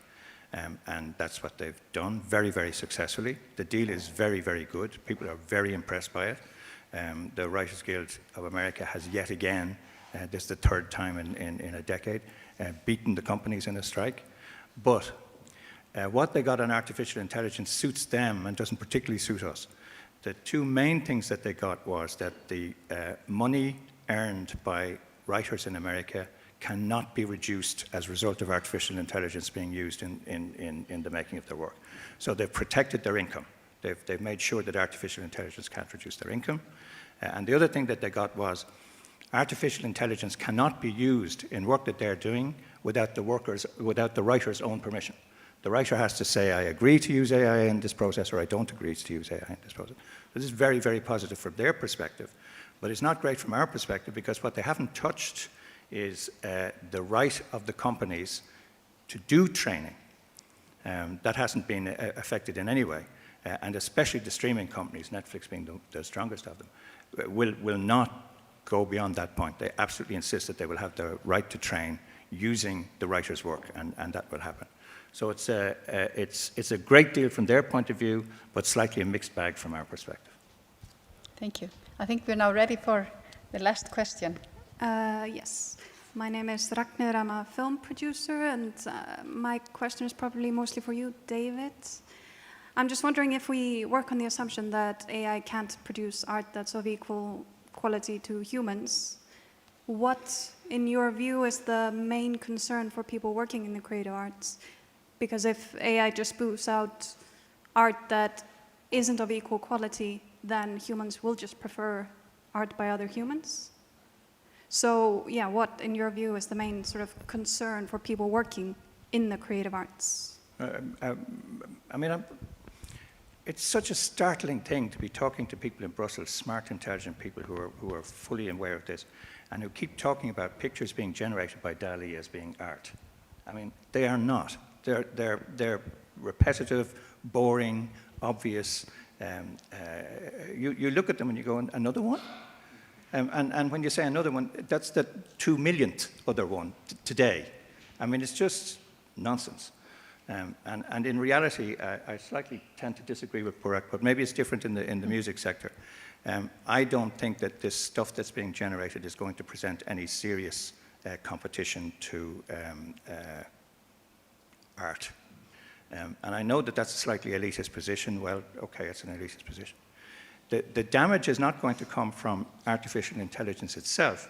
It's going to come from what the human beings who are manipulating artificial intelligence are going to do with it. And they're not necessarily good actors in this.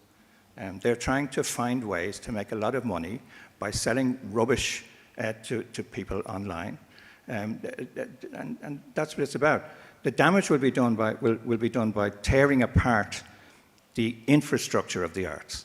And if you're working in the visual arts, especially if you're in the fine arts side of, to use an old-fashioned word, of the visual arts, as a painter or a sculptor or something, there isn't a huge infrastructure there to be destroyed. You offer the painting through your gallery, it's sold or it's not sold, and that's it. But if you're working in more or less any other sector, you've got publishers, you've got producers, you've got broadcasters, and a huge infrastructure with a lot of money being involved. All of that is going to be badly, negatively impacted, in my view, in all of this, with a big loss of employment and a huge reduction of quality. And to say something a little bit more controversial, I don't know whether you agree with me, I presume the vast majority of the people in the room here watch Netflix and have had Netflix for some time. And I don't know if you agree with me, but that the quality of Netflix shows has fallen radically recently. I mean, you can see people dropping away from Netflix. And the reason it's fallen away radically is because Netflix is now using algorithms to decide what should be in the show. They're looking at what was successful yesterday and telling writers to write the same way as what was successful yesterday, because somebody in the office thinks that if it was successful yesterday, it'll be successful today. And any decent writer knows that that's exactly the reverse of what the reality is. If it's going to be good today, it has to be because it's different from what was done yesterday. So I think that there's a radical reduction of quality by this volume of work, which is going to, and excuse me for using the word again, it's going to enshitify vast parts of the system that we are trying to work in to all of our disadvantage.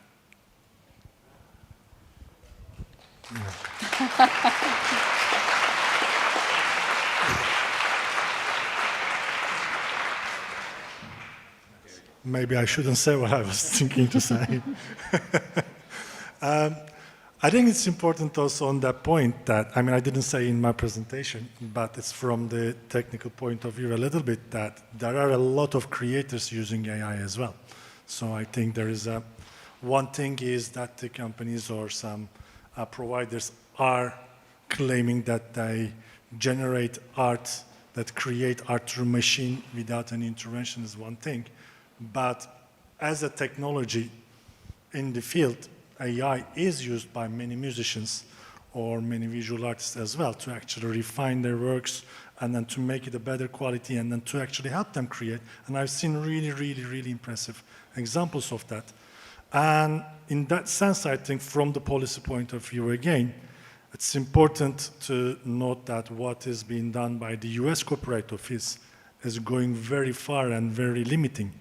They say a use of AI in the process infects the entire protectability of the work, and then you cannot actually really have the protection for the work, although a creator has used it for its creative purpose. So I think it's important to keep also, to consider it also. I mean, a lot of people thought when these DJ sets were out that it will kill creativity, you cannot create things with the machine and art, and it's like now one of the main parts of the music sector that everybody is using that. So it's important to keep actually a little bit the line on that. As long as there's an author and a creation, just the simple fact of using AI as a technology in aiding the creation should not infect the protectability. Yes, but if you use ChatGPT in making your work, you have a liability problem. If you're signing a contract with somebody else, with a publisher or a broadcaster, you will have to say in your contract that this is your original work. It's necessary for the publisher or the broadcaster or the producer to know that this work is original to you, so that when they pass it on to somebody else or get investors to invest, the investors are investing something with what they call in the audiovisual world, clean chain of title. If ChatGPT has been used, you have no guarantee that you have a clean chain of title. It may be that the ChatGPT is copyright infringing. If it's copyright infringing, then you are using copyright infringing work in what you're making. And you can no longer say in your contract that there is clean chain of title. And we've already seen contracts coming from producers where the producers ask the writers to assert that they haven't used ChatGPT in their work. So this is already happening in contracts on a fairly regular basis. You need to be very careful if you're using ChatGPT in your work. Thank you. Can I just quickly, a very, very quick response? It's, there is potentially one danger, and I mentioned it a little bit. It doesn't have to be good, it's free. And as we know, there are lots of creators that are going to be competing with visual artists that are going to say, well, yeah, this is crap, but pardon my French, but I got it for free by pressing a couple of buttons. So that is potentially the danger. Thank you. I think that sometimes the most interesting discussion is during questions and answer, actually. So I couldn't just cut them off, even though we got a little bit over time. But now it's time for refreshments outside, some coffee and something to eat, munch with it. But please be back here in 15 minutes, 3:05. Thank you.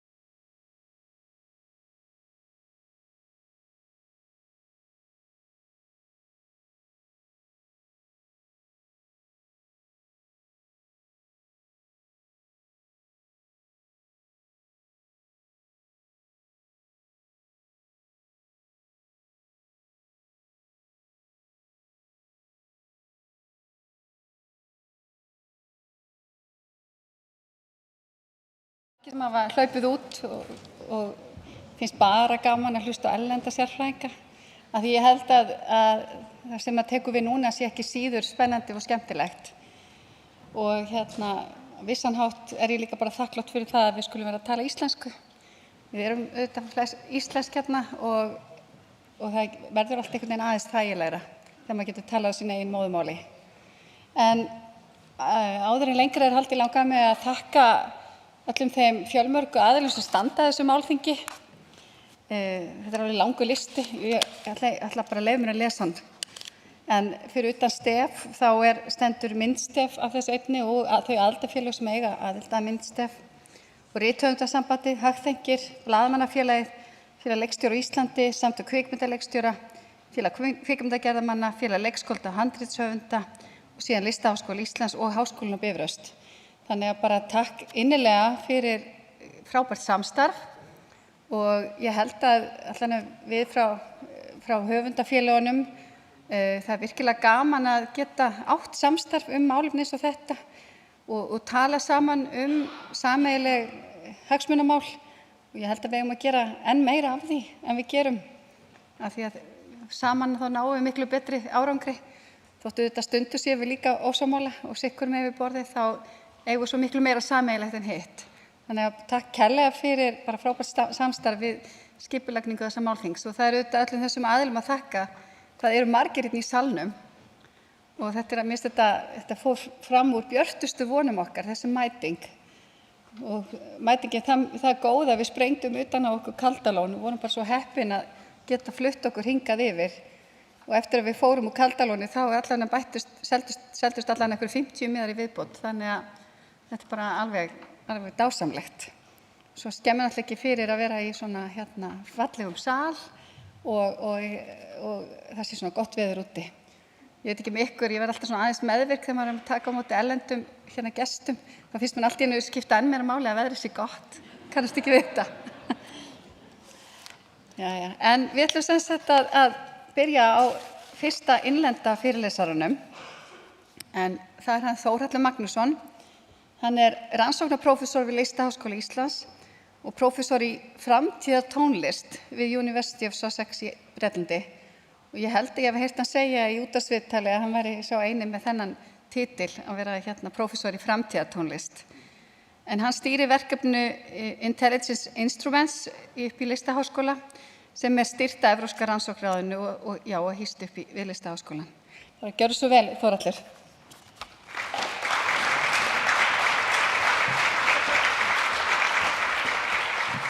Takk hérlega og frábært að sjá ykkur all hérna. Takk Stef fyrir að halda þennan skemmtilega fund. Mér langaði bara aðeins að benda á þessa mynd áður en ég kynni mig og hvað ég að fara að tala um. Þetta er bara svo flott mynd og hún sýnir sem sagt, vélina takast í hendur á við mann eða konuna eða mannskepnuna, sko. Og þetta er eiginlega svolítið svona það sem mín nálgun á gervigreindina, sko. Þessi mynd er ekki af róbot og maðurinn bara farinn í burtu. Heldur er verið að takast í hendur. Þannig að Biggi, ef þú bara færir yfir á.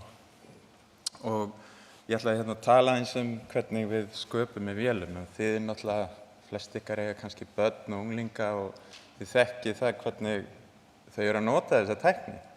Þau eru að leika sér með þetta, þau eru að búa til texta, skrifa, tónlist, myndir og þetta er bara náttúrulegt fyrir þeim. Það er ekkert að fara að breytast.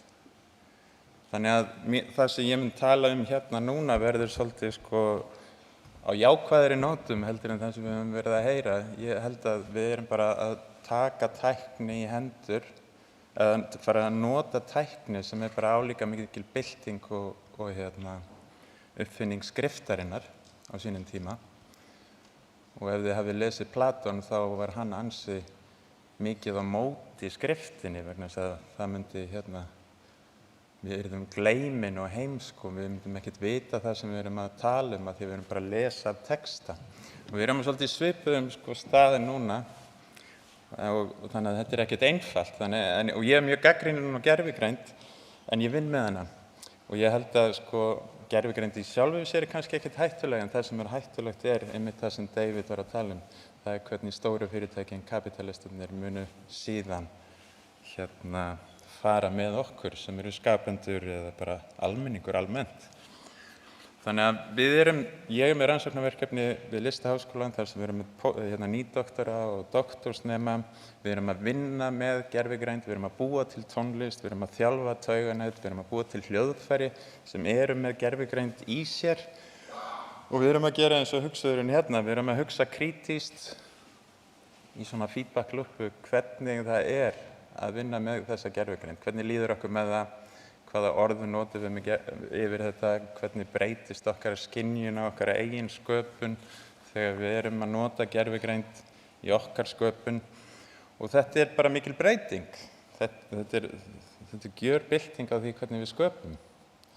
En þá vil ég líka aðeins bara svona setja hlutin í samhengi, þetta nú svolítið svona grín sko, en Gavin Tomlinson hefur skrifað bók sem heitir Million Years of Musical History, þar sem hann færir rök fyrir því að mannskepnan varð til vegna tónlistar, sko, að forfeður okkar sko, hafi í dýrategundum hafi hreinlega orðið sko,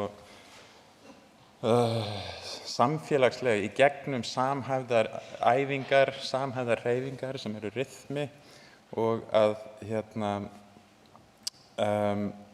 þannig verður til þessi hugmynd samfélag eða sem sagt að dýrategundum bera vinna í hópum. Og þá sko við að tala þá bara milljón ár og svo ef við zoomum aðeins inn að fyrsta hljóðfæri sem við finnum, eða sem sagt elsta hljóðfæri sem við finnum 40.000 ára gamalt, flauta í helli, beinflauta, en auðvitað hafa verið hljóðfæri miklu eldri sem eru bara búin til úr spýtum og skinni og öðru sem eru bara horfin. En það sýnir bara svona að tónlist hefur verið partur af okkur og svo ef við zoomum aðeins meira inn í þetta, þá sjáum við að fyrsta svona skrifaða heimildir tónlist kemur bara með Grikkjunum og Kínverjum og Indverjum sem að skrifa þeóríu, en ekki svo mikið nótnaskrift. Og svo fyrir 1000 árum síðan koma nótnaskriftin inn í Vesturlönd og Gutenberg-pressan leyfir okkur að prenta þetta niður og dreifa þessu og þá kemur svona viss iðnaður í kringum tónlist. Og svo síðustu 100 ár höfum við verið með tónlistari iðnað þar sem signal eða merki, tónlistarmerkið tekið upp og það þessi iðnaður sem við erum að tala um núna, iðnaður sem fólk hefur áhyggjur af núna út af gervigreindinni. En við skulum bara líta á stóru samhengi að tónlist alltaf sko fólk að skemmta sig saman, fólk upp á sviði, fólk að dansa, fólk að spila saman og það engin róbótar að fara að taka yfir það. Það getur verið að gervigreind búið til einhverja tónlist sem verður streamið á Spotify, en hvaða máli skiptir það fyrir tónlistarmanni? Hann fær hvort þið ekkert frá Spotify. Sko, það sviðið, tónlistarfólk á sviði og það þessi tengsl við sko, fólk og svo bara hvernig tónlistarfólk túlkar samtímann og hvernig það lítur á framtíðina og tengir sig og opna nýjar víddir, nýjan skilning á framtíðinni. Það það sem gott tónlistarfólk gerir og auðvitað getur ekki gervigreind gert það. Hún bara með minni til 2021 eða eitthvað svoleiðis. Sko. Tónlistarfólk að horfa inn í framtíðina. En þetta sem við erum að tala um, það sem ég vil tala um bara sem sagt, leið okkar til þess að vera að hugsa í kerfum og við höfum alltaf, sko, að maður bara les gríska tónfræði, þá sér maður þeir að hugsa í kerfum, búa til svona vissar leiðir til þess að búa til tónlist. Hér nú bara Dice Game eftir Mozart. Þetta tónlist sem búin til af algoritmum með því að henda teningum og það sem þið sjáið 17. aldar uppfinning eftir munkinn Kircher sem bjó til kerfi fyrir amatör að búa til frábæra tónlist. Og þetta bara svolítið svipað við höfum í dag. Nú geta amatörar að búa til frábæra tónlist með notkun gervigreindarinnar. Og ég segi nú bara því fleiri sem búa til tónlist, því betra, vegna þess að tónlist eykur gleði og við getum deilt tónlist með hvort öðru og það bara æðislegt ef einhver sem hefur ekki haft þau forréttindi að læra tónlist getur nú farið að vinna í tónlist á einfaldan hátt og þroska sig jafnvel. En sko, svo eru þessar gamlu tölvur, hérna analytíska vélin hans Babbage frá 19. öld. Fyrsti forritarinn í sögunni, Ada Lovelace, hún byrjaði að nota þessa vél og forritaði.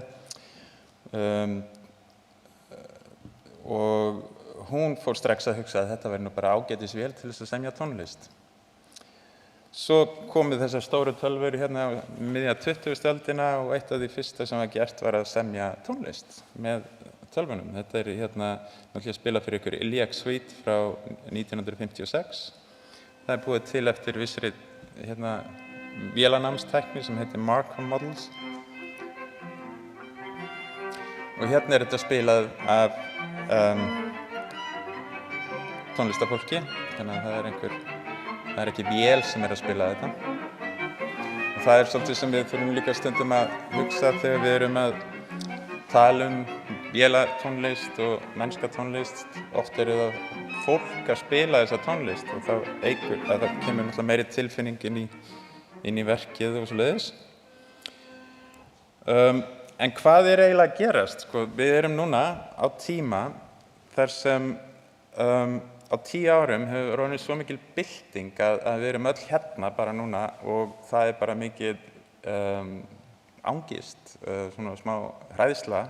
Við vitum ekki, kennarar eru bara með áhyggjur hvernig þau lesa ritgerðir eftir nemendur og ég kenni til dæmis forritun og það er bara mikið af kóða sem var bara skrifað af vél og þetta er gífurleg bylting og þessi bylting kemur til að því að við erum með stór gagnasöfn, öll þessi gagnasöfn sem eru þarna á netinu en svo líka þessar stóru, hérna, hvað ég að kalla þetta, örgjörva bú sem Google á og Meta og OpenAI þar sem er hægt að nota allt þetta afl til þess að þjálfa tauganetin. Þetta getum við ekki gert á okkar tölvum, þetta getum við ekki gert í háskólanum.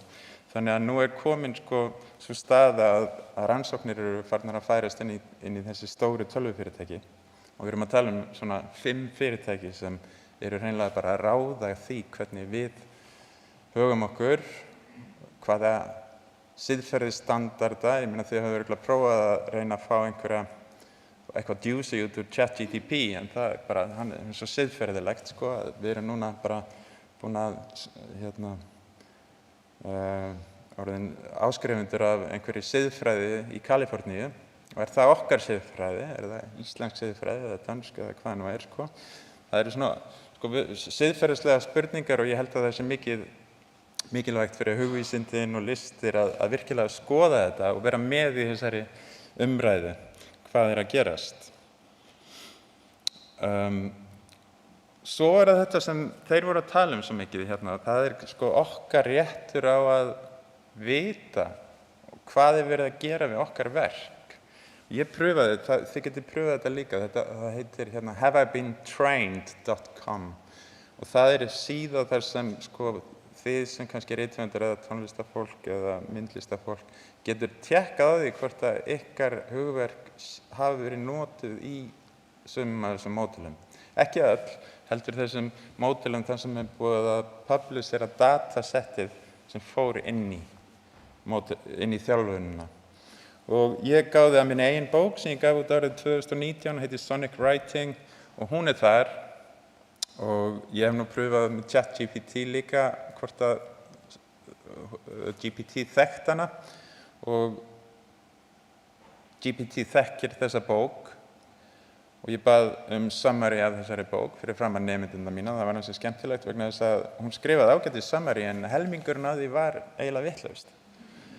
Og ég get sagt það vegna þess að ég skrifaði bókina, það er augljóst. En ég veit ekki hvort ég hefði getað sagt það einhver aðra bók sem ég hefði beðið summary af. Þannig að það er svona mikið af, hvað kallar það maður það? Hallucinations, ofskynjunum í tauganetunum sem þarf að varast, allavega ef maður að skrifa ritgerð. Og ég pröfaði líka bara að halda Laxness, bara mynd af honum. Jú, þannig hann ásamt með einhverjum sköllóttum köllum, sko, en þessar myndir hafa verið notaðar, sko, inn í þjálfun á þessum tauganetum. Og það nú svo skemmtilegt hérna, þegar við erum að tala þessa þjálfun og hvað það sem við erum að gera við þetta, þá ég hérna með dæmi, sko, frá 2020, sem verkefni eftir þennan hræðilega mann, Bob Sturm, sem David var að tala áðan, þessi ameríski rannsakandi sem að taka írska þjóðlagatónlist og þjálfa tauganet á þessari tónlist og skoða hvað gerist. Þetta náttúrulega ekkert mál, þetta þjóðlagatónlist, það á engin copyrightin. Þetta eru MIDI-fælar, hann fóðrar bara tauganetið með þessu og svo getur tauganetið spýtt út nýrri írskri þjóðlagatónlist. Hvað vandamálið? Það er svona grínspurning, sko, reyndar. Vegna þess að þetta hefur með siðferði að gera, þetta hefur með hugmyndir okkar sköpun að gera, þetta hefur með hugmynd írska þjóðlagafólks hvað þeirra tónlistar þýðir og hvað það Þannig að þetta vekur rosalega mikið af heimspekilegum, hugvísindalegum spurningum sem gaman að pæli. Og verkefni Bobs einmitt það, hann ekkert að reyna að stela einhverju írskri tónlist, hann að spá í hvernig gervigreindin breytir okkur og hvað við eigum að gera til þess að reyna að vinna með hana. En ég ætla bara að sýna ykkur dæmi. Þetta sem sagt tónlist samin af tölvu, af tauganeti, en spiluð af fólki.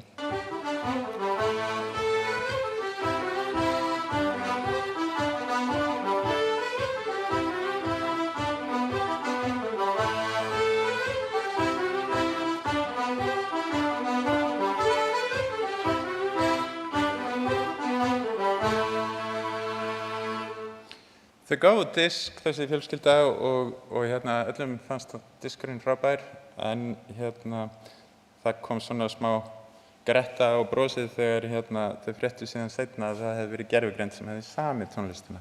Og það var líka svona partur af þessari rannsókn Bob, svona að skoða umræðina og skoða samfélagsumræðina og viðtökur.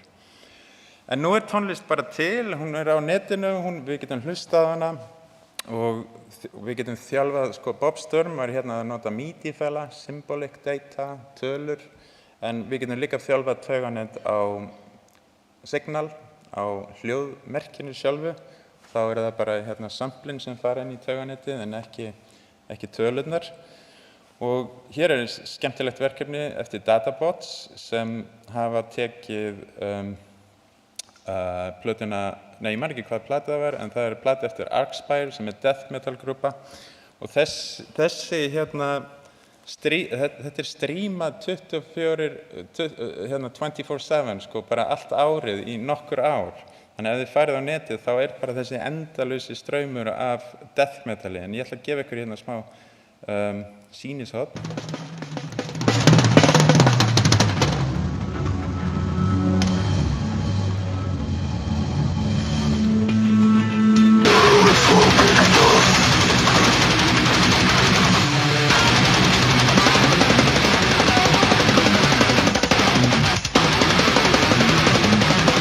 Það aðeins bassan í þetta byggi.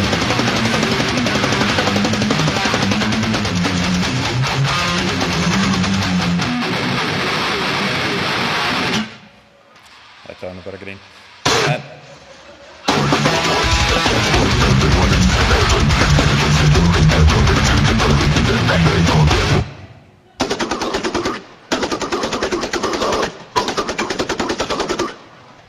Eins og þið heyrið, tölvan búin að ná að skilja eðli death metals og rímur vel og svona. Þeir hafa voða gaman að þessu, Arcspire, hljómsveitin. En hérna pælingin að taka signal og bara búa til endalaust. Og þetta náttúrulega listaverk. Þetta listamenn sem byggu þetta til. Þetta spennandi, þetta flott. Þetta kannski ekki besta sound í heimi, kannski ekki besta tónlist í heimi heldur, en sem svona konceptverk þetta bara mjög flott. Og þeir hafa líka til dæmis verið að gefa út tónlist þar sem eitt verkið var sko tónlist búin til af tauganettinu í 300.000 útgáfum sem þeir gáfu síðan fólki. Þannig að hver persóna var komin með sitt eigin útgáfu af þessu verki sem þeir voru með. Og þá fer maður að hugsa, sko, ok, eins og Walter Benjamin talaði að massaframleiðslan drepur áruna í listum. Þá erum við allt í einu komin með stöðu þar sem við erum, vélarnar eru farnar að gefa áruna tilbaka. Þannig að Benjamin, sko, hann hefði nú gaman að pæla í þessu, held ég. En sko, þetta er svona, það er ekki mikið af fólki hérna. Og það sem mér finnst spennandi í okkar verkefni við Listaháskólann er að skoða hvernig gervigreindin verður bara partur af okkar hugsunarferli og sköpun og tónlistarsköpun. Og það er ekki bara við, ég til dæmis með doktorsprófvörn andmælandi á mánudaginn. Það er tónlistarmaður í York sem þjálfaði tauganett á sínum eigin saxofónleik og 100 klukkutímum á sínum eigin saxofónleik og svo er hann að spila með sjálfum sér, sko, sem partur af þessum saxofón og sínum flutningi. Og fyrir hann er þetta bara leið til þess að auka sína nærveru, sína stöðu og honum finnst gaman að hafa sjálfan sig, spegila á sjálfan sig, frá sjálfum sér, svona til að vinna.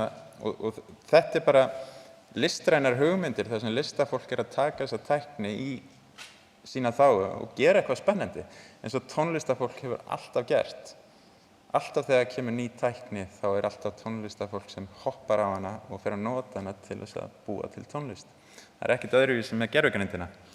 Og hér er Nikola frá mínu labi sem er að vinna með þá tauganett sem er þjálfað af kórsöng og hann er að stýra því með sensorum sem eru með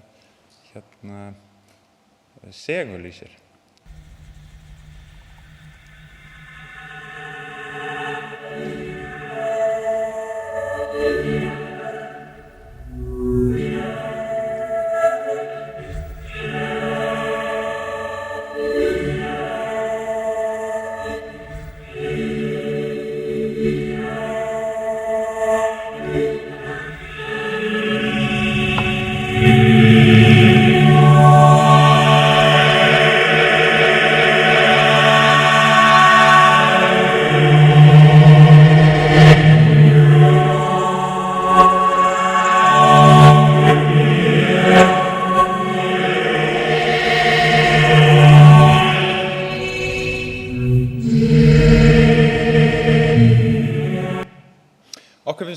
Spennandi að búa til hljóðfæri sem er gefin fólki og sjáum hvernig hljóðfærin aðlaga sig að fólki. Þannig að tækin verða svona persónuleg og hvernig þau geta þróast með fólki. Við getum kennt hljóðfærunum hluti og slíkt. Þannig að við erum að tala mjög svona sterk tengsl manneskju og hljóðfæra. Svo er spurningin, hvað er það eiginlega sem er eiginlega hættan hérna, sko? Ég veit ekki alveg hvort að hættan sé að mín bók sé í einhverju tauganetti.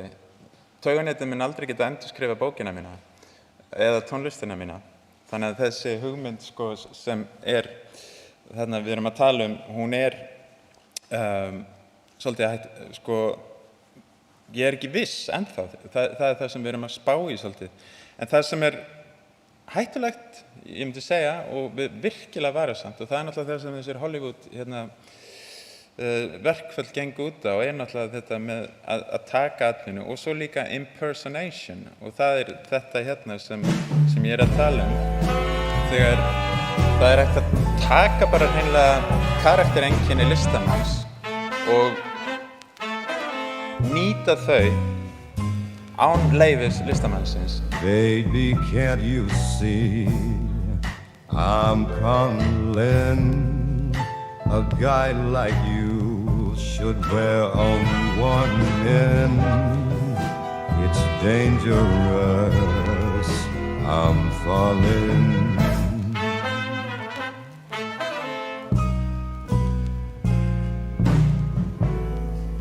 There's no escape. Ég þarf að hætta núna vegna þess að það kominn tími á næsta fyrirlestur. En þetta bara málið, listamenn hafa gaman að því að leika sér eins og alltaf og það bara gaman að pæla í þessari tækni og auðvitað eru listir og hugvísindi, félagsvísindi, þetta eru bestu staðirnir til þess að virkilega kritisera og skoða og gera tilraunir með þessa tækni. Lögfræðingar geta gert ýmislegt, en við þurfum að pröfa og gefa lögfræðingunum eitthvað til þess að hugsa með, sko. Þannig að þetta endirinn á mínu spjalli. Takk kærlega fyrir og sjáum. Takk.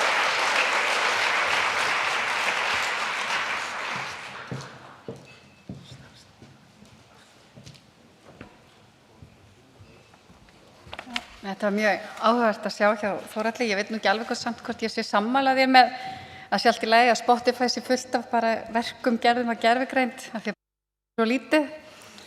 En það er allavega gaman að sé alls konar skoðanir á alls konar málum. En næst ætlum við að fá hana Hönnu Kristínu Skaftadóttur upp á svið og við ætlum að setja þetta upp aðeins öðruvísi, svona sem smá samtal bara hérna á þessum stólum. Hún fagstjóri viðskiptagreinda við Háskólann á Bifröst og sem doktorskandídat þá hefur hún sinnt rannsóknum á sviði fjártækni og gervigreindar síðastliðin ár. Þannig að hún nýbúin að birta ásamt hópi rannsakenda fyrstu niðurstöður stórar hóprannsóknar og notkun gervigreinda við próftöku á sviði reikningshalds og endurskoðunar, svo eitthvað sem nefnt. Gjörðu svo vel, Hanna.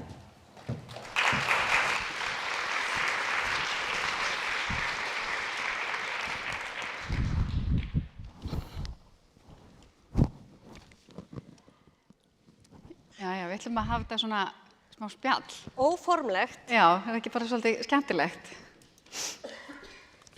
Mér langaði nú kannski aðeins fyrst að byrja bara að spyrja þig svona hvernig þú lítur á þetta allt saman út frá þeim stað sem þú kemur. Góð spurning. Mér langaði eiginlega að spyrja salinn og fá gesti í smá leikfimi eða aðeins til í það bara pínu. Ekki standandi leikfimi, smá hugaleikfimi. Þannig að ég með glærur bara til stuðnings í dag og við förum ekkert fast eftir þeim. En leikfimin okkar í dag að velta fyrir okkur hvað greind, vegna þess að það sem við erum búin að vera að fara yfir í dag hjá öllum sem fyrirlesturum gengur voða mikið út á þetta, hvað greind. Við getum ekki sagt eða vita hvað gervigreind, en við vitum hvað sé greind. Þannig ég ætla að biðja ykkur að rétta upp hendi sem eru sammála, ekki örugglega rétt glæra, jú, fyrri fullyrðingunni þarna á skjánum. Á íslensku að það segir fullyrðingin, tölvur geta sannarlega ekki verið greindar. Þær geta einungis gert það sem forritarar þeirra segja þeim að gera. Hver eru sammála þessari fullyrðingu? Rétt upp hönd? Já, rétt upp hönd, þetta smá leikfimi, taka þátt. Já, það svona, myndi ég segja, allavega helmingur. Kannski fá líka að sjá það hverjir eru ósammála. Hver eru ósammála fullyrðingunni? Það meirihluti, ég myndi segja meirihluti. Ok, fyrir það í næstu fullyrðingu og þar segir dýr, þar á meðal menn, geta ekki verið greind. Þau geta einungis gert það sem genin þeirra segja þeim að gera. Hver sammála þessari fullyrðingu? Eiginlega enginn, greinilega. Einhver sammála þessari fullyrðingu? Nei, það virðist allan ekki þora að rétta upp hönd. Ok, þetta bara pínu partíleikur vegna þess að þetta gengur út á það að þeir sem eru sammála fyrri fullyrðingunni ættu líka að vera sammála seinni fullyrðingunni. Vegna þess að hvað greind annað heldur en lærdómur og hvað annað nám heldur en það sem að tölvurnar eru að gera og við erum að gera og dýrin eru að gera. Þannig að það tvennt í þessu sem við þurfum að skilgreina, það annars vegar hvað að segja þeim, vegna þess að við segjum það sem við segjum þeim að gera, hvað að segja einhverjum að gera, hvað forritað inn í okkur og hvað genin okkar annað heldur en fyrirfram skilgreind forritun á hverju við erum. Og síðan það spurningin einmitt, hvernig skilgreinum við greind.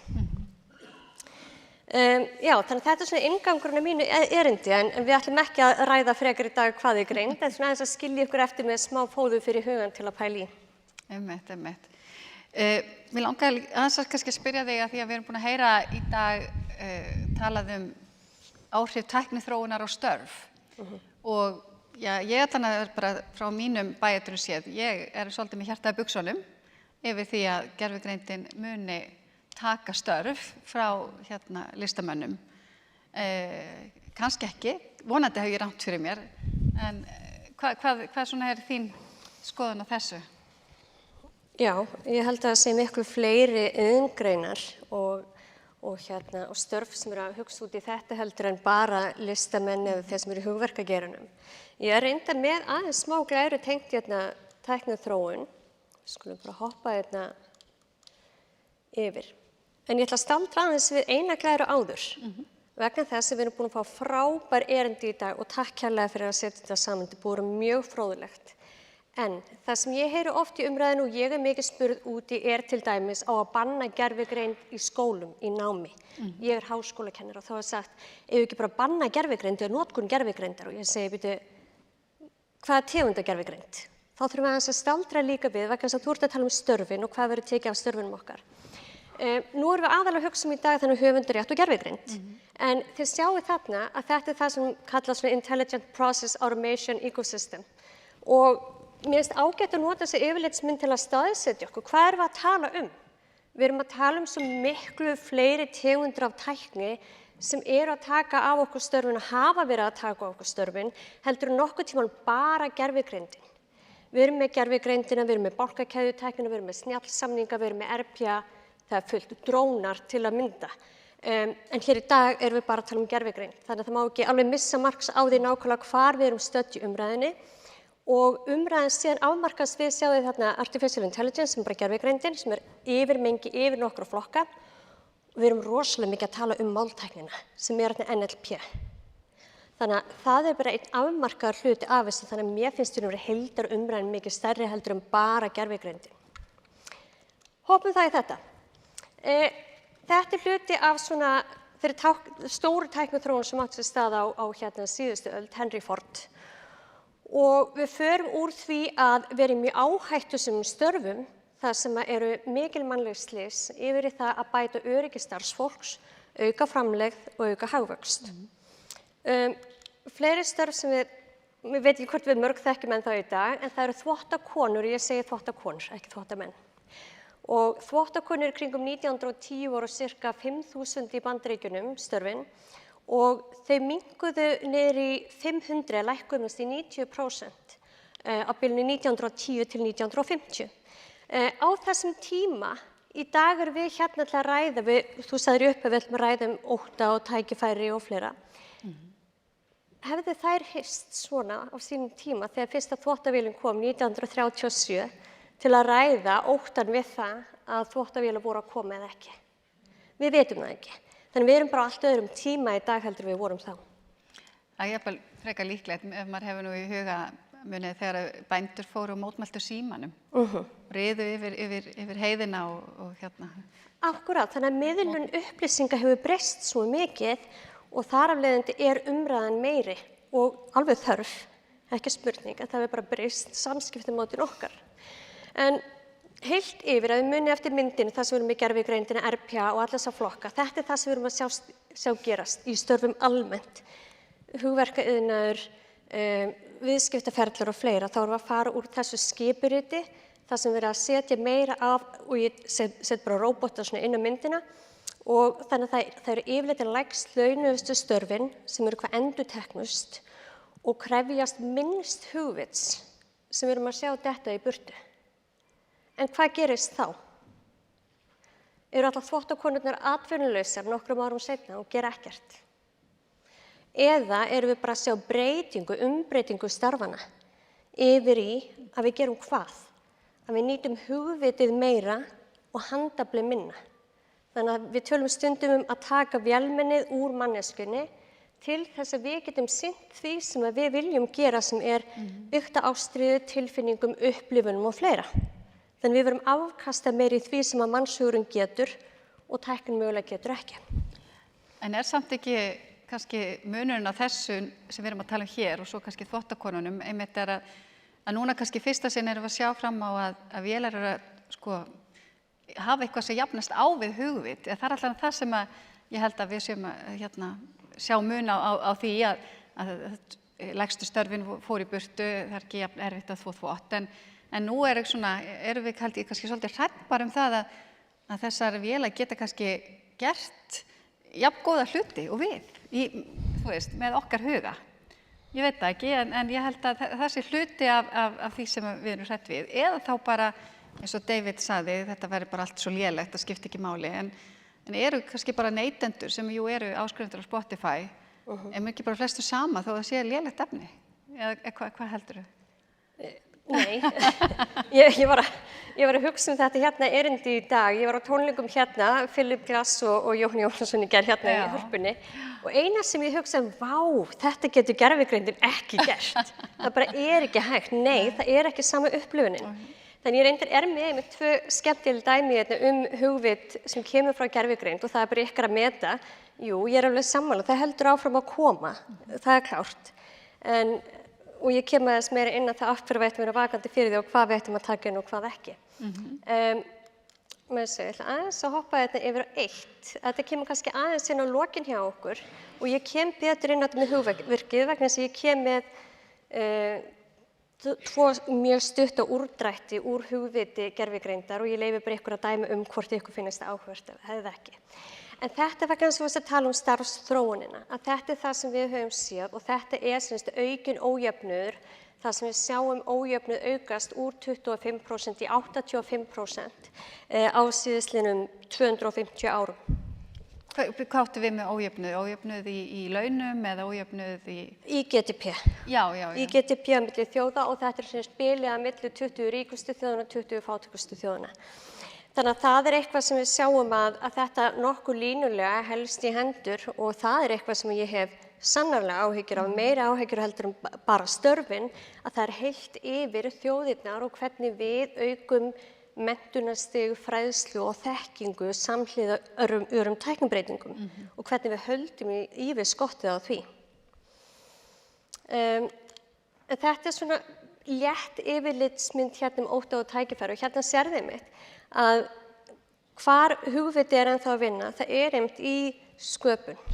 Þar höfum við ennþá yfirhendina og það rosalega langt að mínum mati í land, það gaman að leika með hugvit gervigreindarinnar en það ekki að koma í okkar stað að mínum mati. En nú við sáum til dæmis áðan að dæmu það eða okkur sagt frá því að það verður að kaupa bók á $4 sem að 15 kafla og það tæki nokkra mínútur en það væri bara svo lélegt þannig að við þyrftum ekki að hafa áhyggjur af því en ég held kannski ekki málið samt það að þetta alltaf að vera betra og betra og þróunin verður svo hröð, hún ekki bara svona heldur, fer svo hratt að kannski bara mjög stutt í það að bókin á $4 sé ekki bara mjög léleg, heldur bara hreinlega verði nokkuð góð. Og þvottavélar og bílafæribönd hafa heldur betur batnað í gegnum árun og rás og það verður alltaf betra með tímanum og það sem spurningin hvernig færumst við áfram með tækni og þróuninni, hvernig verður við ekki eftir á vegna þess að þessi ójöfnuður eykst líka milli einstaklinga, milli þeirra sem stýra og stjórna tækninni og okkar sem erum neytendur. Og við megum ekki bara fara sofandi að feigðarósu og láta mata okkur á upplýsingum og vera bara neytendur, við þurfum líka að taka þátt og skapa og gera.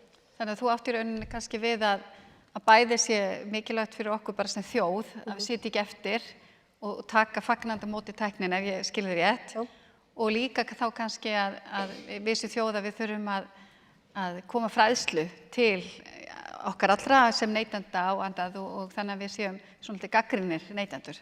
Mjög, að vera gagnrýnir neytendur og ég sem háskólakennari eins og að kom inn á áðan að þá sjáum við þetta nemendur að skila inn í verkefnum og allt í einu liggur þeim voða mikið á ná hæstu einkunnum þegar að skila verkefnum sem eru unnin af gervigreind og kennarar sjá í dag hérna, þetta verkefni sem unnið að gervigreind vegna þess við sjáum strax að blæbrigði textans eiginlega engin.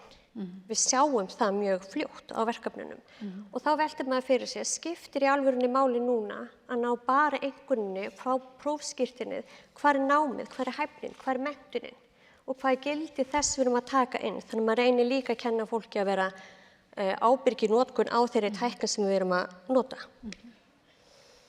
Já. En þú varst að spá í hugverkinu. Já, kannski svona að lokum, af því að við erum komin aðeins yfir tímann. Já. Ekki þú, heldur við í heild hér. Það var svo gaman að hlusta á fyrirlestarana hérna áðan. Hérna æðisleg bók sem ég mæli með og ég valdi sérstaklega þessa bók fyrir ykkur hérna sem eru í dag. Og hún heitir You Look Like a Thing and I Love You og þetta bók sem fjallar og þetta rosalega fín, skemmtileg, kómísk, svona inngangsbók hvað gervigreind, hvernig módelin þjálfuð og hvað hún getur og hvað hún getur ekki. En þessi setting, You Look Like a Thing and I Love You, að þetta sem sagt þjálfun sem höfundur gerði á gagnasetti af netinu af pick-up setningum. Og þetta algjörlega, klárlega besta setningin sem gervigreindin kom með. Þannig ég veit ekki, svara þetta spurningunni, hvort þetta sé kreatíft eða ekki. Og hérna síðan bókmenntaverk sem heitir On the Road, það sem átti að líka eftir för Jack Kerouac frá New York og niður til New Orleans 2017. Og þannig líka með kvótu þeirri bók og ég bara leyfi ykkur að ráða hvort ég vilji lesa bókin út frá þessu kvóti. En ég reyndi og ég gafst upp. Mér fannst þetta ekki mjög skemmtilegt. Líklega ekki. Heyrðu, bara takk kærlega fyrir, Hanna Kristín. Takk sömuleiðis.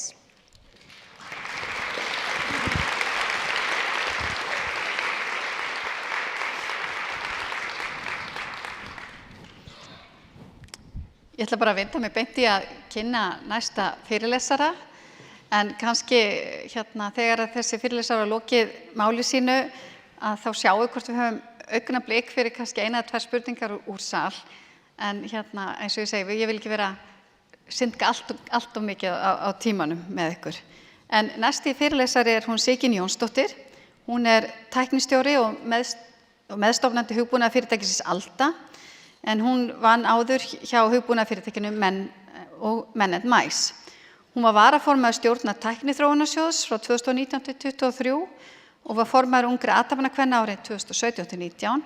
Hún með BS í hugbúnaðarverkfræði frá Háskóla Íslands og MS í Management Science and Engineering frá Columbia Háskóla í New York. Og ég veit að hún ætlar að tala við okkur inngildingu þegar kemur að gervigreind. Gjörðu svo vel, Sigyn.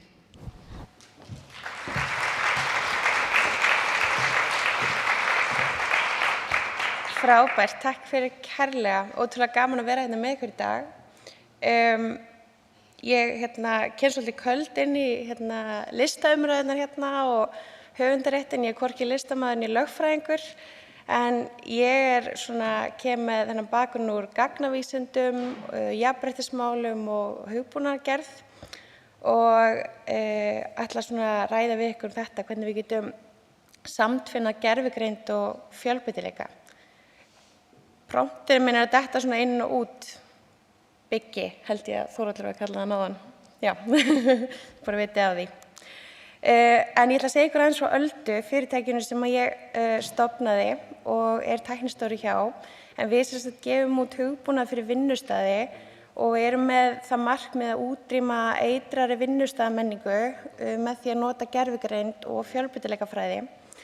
Og við söfnum gögnum upplifun og þekkingu starfsfólks og stjórnenda af vinnustaðamenningu, greinum gögnum ráðningar og brottfall og ýmislegt fleira til þess að búa til mjög einstakan gagnagrunn. Og við erum í góðu rannsóknarsamstarfi við Samtökin 78, Þroskahjálp, Háskóla Íslands og fleiri og erum bara nýbúin að gefa út þennan hugbúnað og erum mjög spennt að sýna bæði íslenska vinnumarkaðnum og heiminum. En aftur að gervigreind og fjölbreytileika, hvaða ár Emma Thompson fædd?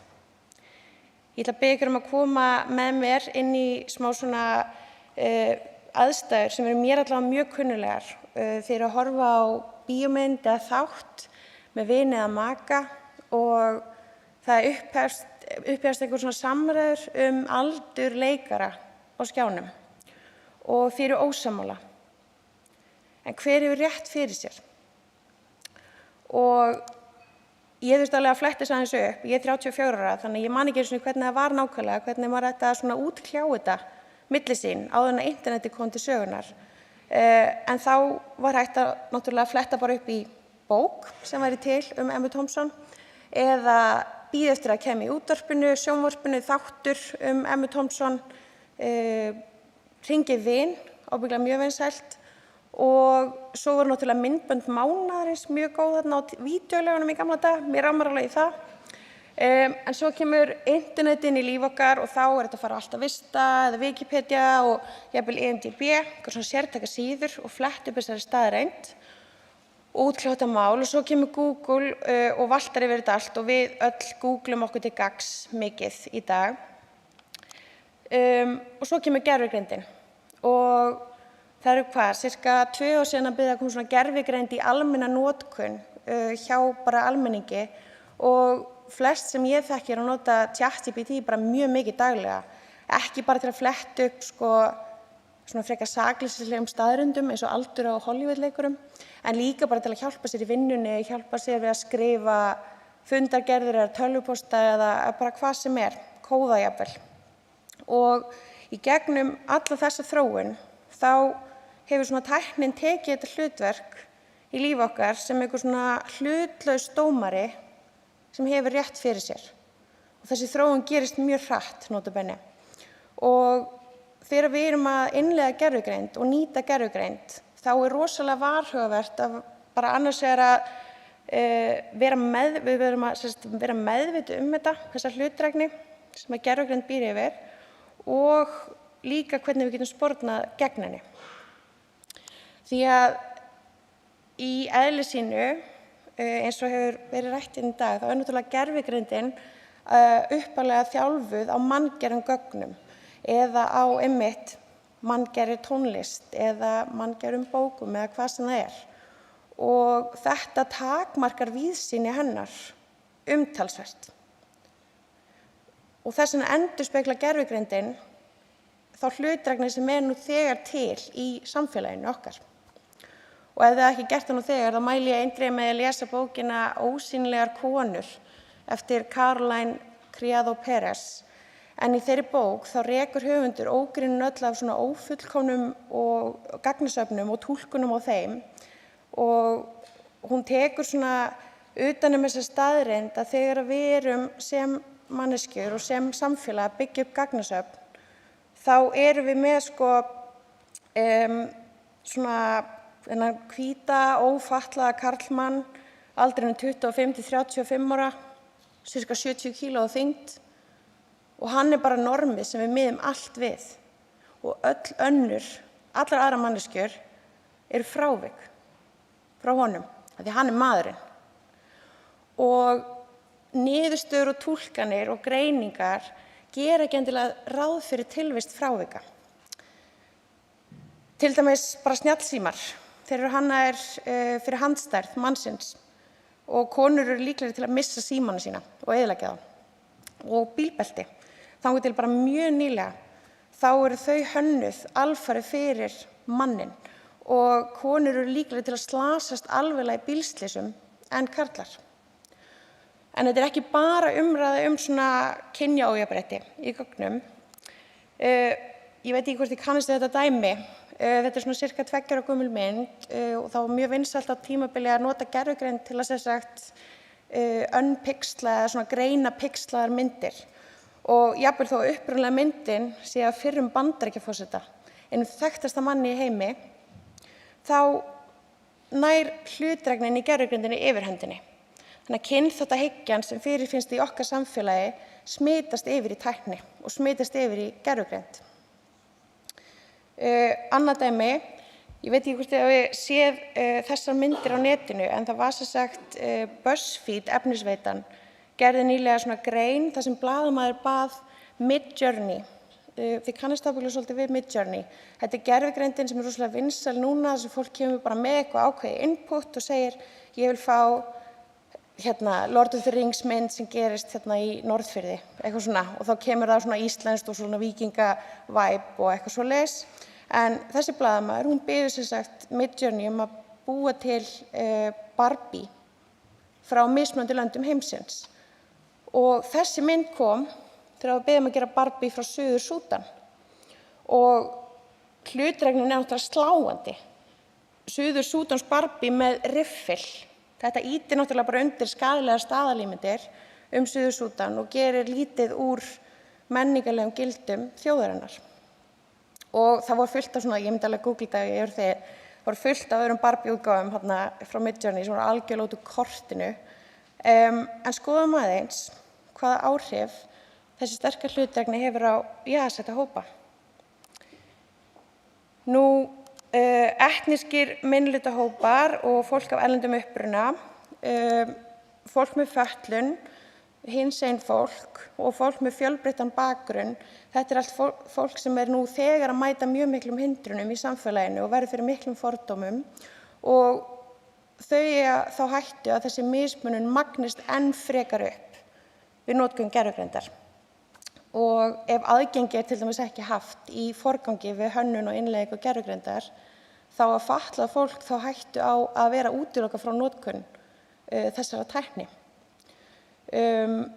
Og svo það fólk sem með fjölbreyttan tungumál og menningarbakgrunn, það getur orðið svona næstu ósýnilegt í gervigreind, af því við erum alltaf að reyna að flokka fólk, bæði í gögnum og í samfélaginu okkar og það bara mjög líklegt að þessi gagnasöfn nái ekki utan svona fjölbreyttan bakgrunn fólks.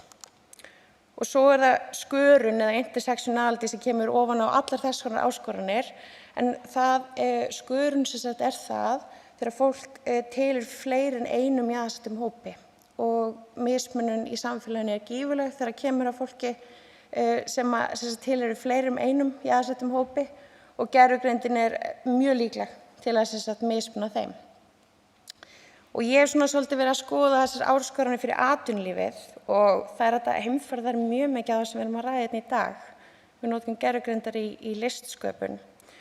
Af því að til dæmis ef við erum með mjög sjálfvirka gervigreind og tauganett sem þarf ekki að rökstyðja hvernig þau tóku ákvörðunina eða komu með einhverja tillögu, þá rosalega erfitt að vinna með þeirri gervigreind eða andmæla ákvörðunum sem eru teknar með slíkri gervigreind. Og þetta getur leitt af sér einsleitara samfélag eða vinnustaði, en líka þetta getur náttúrulega leitt af sér að einsleitari list og einsleitari tónlist. Við sáum bara áðan þegar Þórhallur var með metal dæmið. Ég hugsaði einmitt bara, vá, þarna alveg búið að fletja þetta út. Þannig að við sjáum alveg bara að njóta svona tækni hratt bara að fara að þröngu öllum svolítið í sama mótið. Og það rosalega mikilvægt að gera sér grein fyrir hvenær góð hugmynd að nota gervigreind og hvenær ekki góð hugmynd. Af því að til dæmis vandamál sem okkur reynst erfitt að leysa sem samfélag, mjög flókin samfélagsvandamál, það ekki eitthvað sem við ættum að beita gervigreind í. Þar þurfum við að koma saman. En það eru líka lausnir og ég ætla ekki bara að vera neikvæð svona rétt þegar við ættum að vera að byrja happy hour. En það þarf að tryggja við þróun gervigreindar að það séu fjölbreyttar raddir og viðhorf sem fái hljómgrunn við hönnun, gerð og innleiðingu. Og við þurfum aukið gagnsæi, sérstaklega þegar kemur að friðhelgi einkalífs og úrvinnslu persónuupplýsinga. Það þarf að leiðrétta fyrir slagsíðu. Og fyrir til dæmis vinnumarkaðinn á Íslandi væri mjög gott að hafa svona skyldleikahyggju og staðalímyndir í huga. Það var það annars vegar skyldleikahyggjan sem það að okkur líður best að vinna með, tala við, umgangast, ráða, hlusta á fólk sem eins og við, talar eins og við, lítur út eins og við, með sama bakgrunn og svo framvegis. Og svo þessar staðalímyndir af hvernig fólk á að vera út frá þeirra bakgrunni. Og svo þurfum við náttúrulega að mata gervigreindina með fjölbreyttum og inngildandi gögnum. Og það þýðir sem sagt að við þurfum að taka gögn sem við vitum að eru góð og inngildandi og mata gervigreindina með því til þess að hún fái svo við leiðréttum fyrir slagsíðu. Og þetta rosalega vandmeðfarið því við getum náttúrulega búið til ný vandamál þegar við erum að gera þetta. Eins og ChatGPT vinkun okkar, hún náttúrulega þjálfuð til að tala ekki ákveðna hluti sem eru hatursorðræða. Og ég prófaði að spyrja hana kynferðislega áreitni, sem bara mjög mikilvægt mál sem þarf að vera að útskýra vel og ræða og gefa dæmum. En hún vill ekki gera það af því að hún náttúrulega vill bara ræða þetta innan svona ákveðna takmarkana. Og þarna getur gervigreindin óvart takmarkað fræðslu, en meiningin er mjög góð. Þannig að við þurfum bara að muna að það er frábært að geta tala það sem er í lagi, en það er líka rosalega mikilvægt að tala það sem er ekki í lagi og geta gefið dæmi. Svo hef ég svolítið verið að skoða að ef við gefum okkur að við förum eftir öllum þessum svona guidelines, við tryggjum að það séu fjölbreyttar raddir og viðhorf, við höfum fjölbreytileika fræðin í forgrunni við hönnun og innleiðingu og þróun gervigreindar, þá er líka tækifæri fyrir okkur til að nota gervigreindina til að búa til betra samfélag. Og það er til dæmis hægt að nota gervigreind til að benda á það hvernig við ættum að hafa fjölbreyttari vinnustæði, til dæmis. Við getum notað hana til að koma auga á hlutdrægni í hverju sem er. Þá getum við þjálfað gervigreind og kennt henni, þarna var hlutdræg ákvörðun, þú getur leiðrétt fyrir þessu svona, og hún getur þá verið hraðari en við að koma auga á hlutdrægni hjá okkur mannfólkinu. Þá var hægt að nýta gervigreind til þess að jafna aðgengi að atvinnutækifærum og hafa það aðgengilegra fyrir öll í samfélaginu. Og svo sem mér finnst mjög spennandi er að gervigreindin gæti náttúrulega dregið úr útilokun byggðri á tungumálakunnáttu, af því að þýðingar geta gervigreindar, hún er ekki fullkomin en hún er mjög öflug og það er rosalega hröð þróun í gangi þar. Og svo vildi ég svona aðeins sýna ykkur að það hafa auðvitað, ég er ekki að segja neitt alveg nýtt hérna í dag, það hafa auðvitað verið gerðar fullt af tilraunum til þess að gera gervigreind meira inngildandi og það eru til svona tilmæli og rammar, en flest af þeim einblína rosalega á tæknilegar útfærslur, svona hvernig maður gerir þetta tæknilega, maður er að forrita gervigreind og það er ekki beint höfð þessi svona fjölbreytileika fræði og nýjustu rannsóknir þar til hliðsjónar, þannig að það sem þarf að gera er að gefa hressilega í og fara á dýptina og gera meiri kröfur, og við sem samfélag verðum að gera það þegar hröðunin er bara að aukast með hverjum deginum og þetta er alveg á fullu spani, og ef við gerum ekkert þá getum við enda með gervigreind sem er bara alls ekki það sem við þurfum. En það er sérst ljóst að það þarf að auka meðvitund verulega þegar kemur að innleiðingu gervigreindar, af því að hætturnar eru margar, en tækifærin eru líka stórkostleg ef við höldum rétt á spöðunum. Takk kærlega fyrir mig.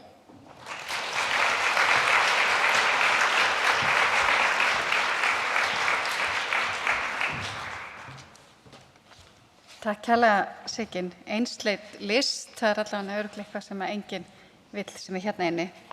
En síðasti fyrirlesarinn okkar í dag, áður en við síðan bara förum í hringborðsumræður, er hann Hlynur Helgason. Hann er með doktorsgráðu í Media Philosophy, heimspeki listmiðlunar og er dósent í listfræði við Háskóla Íslands. Hann er varaformaður SÍM, Sambands íslenskra myndlistarmanna. Og hann hefur unnið mikið í rannsóknum á tengslum hugmynda og framsetningu listar í samtíma og fortíð, og erindi hans er sjálfvirk myndvisla, verkan og álitamál. Tæknistjórinn er búin að harðbanna allar spurningar því við erum komið svo langt yfir tímann. Þannig að þið verður bara að spyrja gervigreindina hvernig þetta ná í þetta fólk til þess að senda þeim ykkar spurningar eftir fyrirlesturinn. En gjörðu svo vel, Hlynur.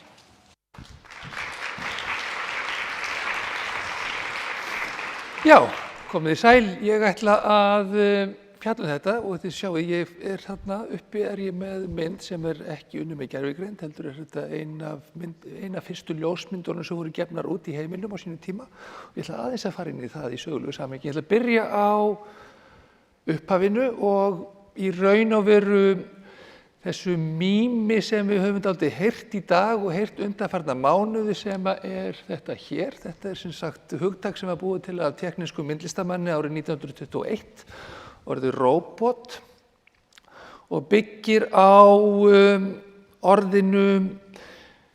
tekníska orðinu yfir þræl í raun og veru. Og mér finnst þetta er út og inn hérna þessi prompter minn, treystum ekkert á hann, ég horfi bara á tjaldið, að við erum í raun og veru með. Það sem ég elska samt best við þetta þessi tilvitnun eftir Hallfreð Örn Eiríksson sem að fjalla þetta. Þetta er sjálfsmynd Jósef Čapek sem að bjó til þetta hugtak og var málari og myndlistamaður. Og ég elska þetta að í raun og veru þetta er þessi hugmynd sem að við höfum gervigreindina, hún leysi all okkar þætti, taki við af allir okkar vinnu og endi síðan á að drepa okkur. Og það sem ég elskar samt hjá Hallfreði eða plotti í þessu leikrit er það að það skiptir í raun og veru engu máli af því án vinnunar erum við algjörlega ófrjó og tilgangslaus hvort þið er. En í kjölfarið á þessu ætla ég að fjalla gervigreindina og aðeins jákvæðri hátt og hvernig hún vinnur inn í myndrænan heim okkar eins og er. Stundum finnst manni eins og gervigreindin hafi verið fundin upp fyrir 2 árum síðan eða svo. Hún er búin að vera í gangi undanfarin 30, 40, 50 ár í alls konar eflingu á sjálfvirkniseffektum. Steinava Sulka var að gera gervigreindar-vídeó 1970 með alls konar tækjabúnað og skemmtilegheitum. Ég seldi listaverk til Listasafns Íslands fyrir 15 árum síðan sem notuðu gervigreind. Það hét ekki gervigreind þá, hét fraktal tækni til þess að stækka ljósmyndir sem voru mjög litlar upp, svipað fólk að gera. Þannig að við búum við þetta og ég ætla aðeins að bara byrja á því að skoða hugtökin. Við erum með gervigreind en eins og aðrir hafa talað að við erum með marga þætti þarna undir. Við erum með ofurstór gagnasöfn sem hægt er að þjálfa hugbúnaðinn á.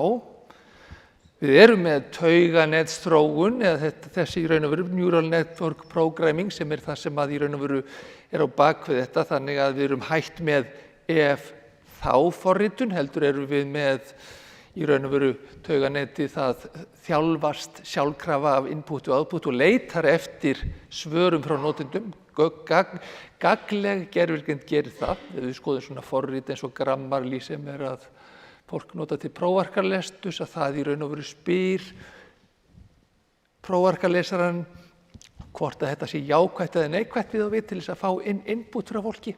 Mjög skynsamlega gert. Hvað okkur vegur, þá erum við með í raun og veru, ég er að leggja til 2 hugtök hér, annars vegar sjálfvirk myndvinnsla sem er í raun og veru hvernig fólk notar ýmsa þætti gervigreindar ýmsa þætti tækni til þess að búa til myndir á sjálfvirkan hátt.